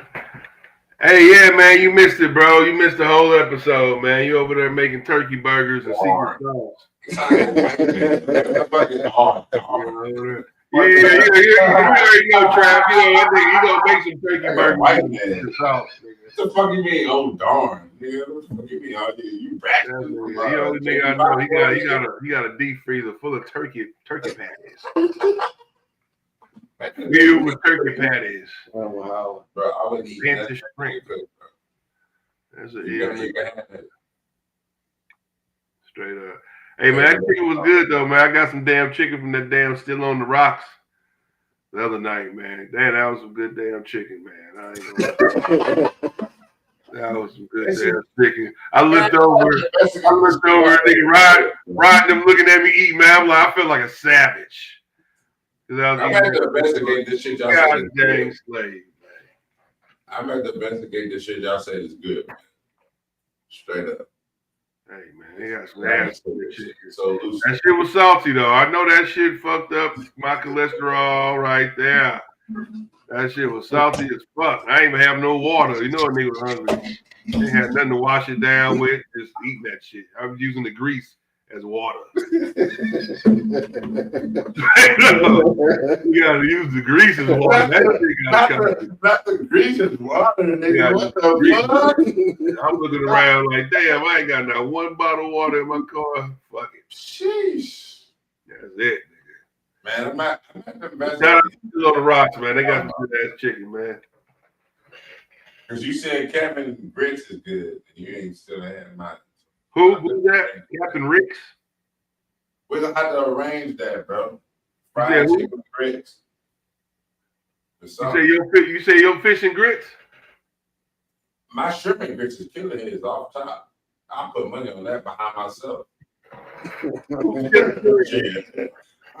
Fuck about that. I know I got the best shrimp and grits in town. Nigga. You got the best shrimp and grits in town. Yeah, facts.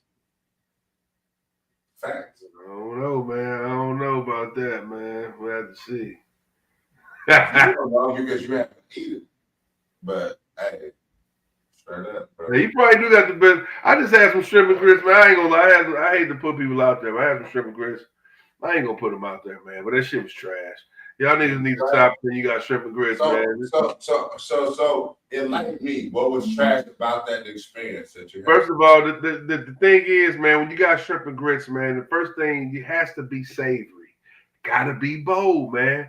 The grits is important. The grits gotta be creamy. The grits cannot be crumbly and shit.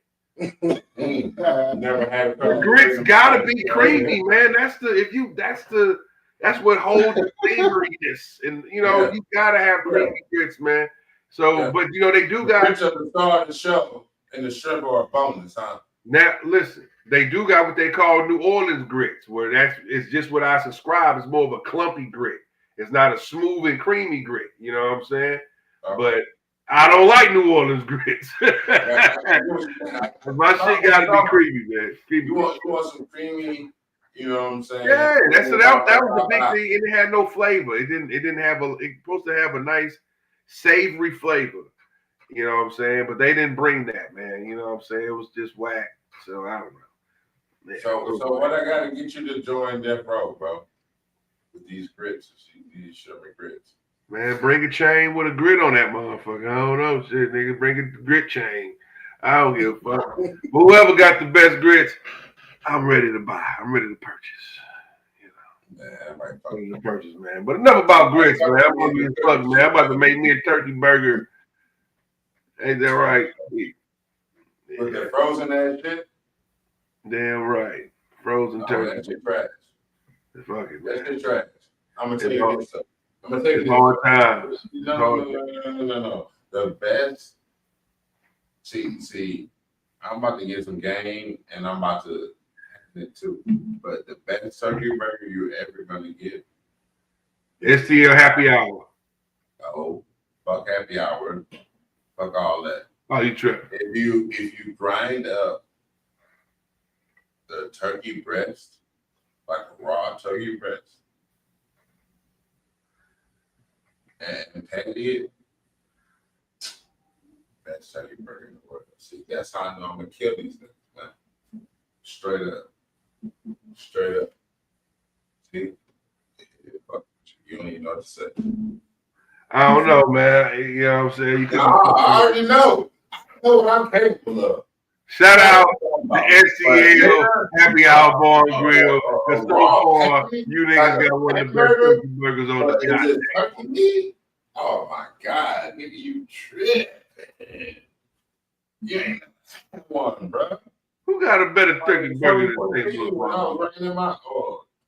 Shout out to Chrissy's. Chrissy's got a good turkey burger too, but that patty is too thin. Might have one, but I'm telling you. Man, you need to fuck with your boy, man. See? You over there, playing with the other team and shit, man. I'm telling you, bro, we got that shit.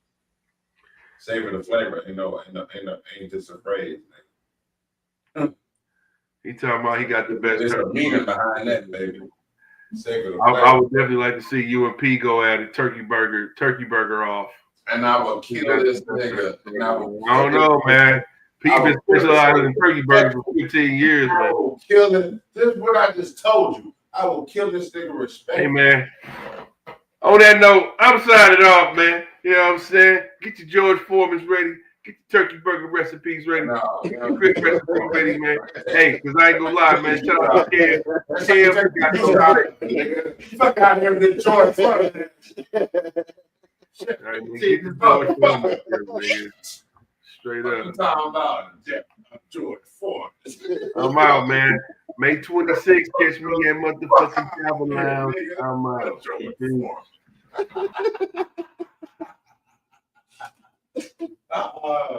Shit, this nigga George Foreman. What the fuck? This nigga here, man. He can't be serious.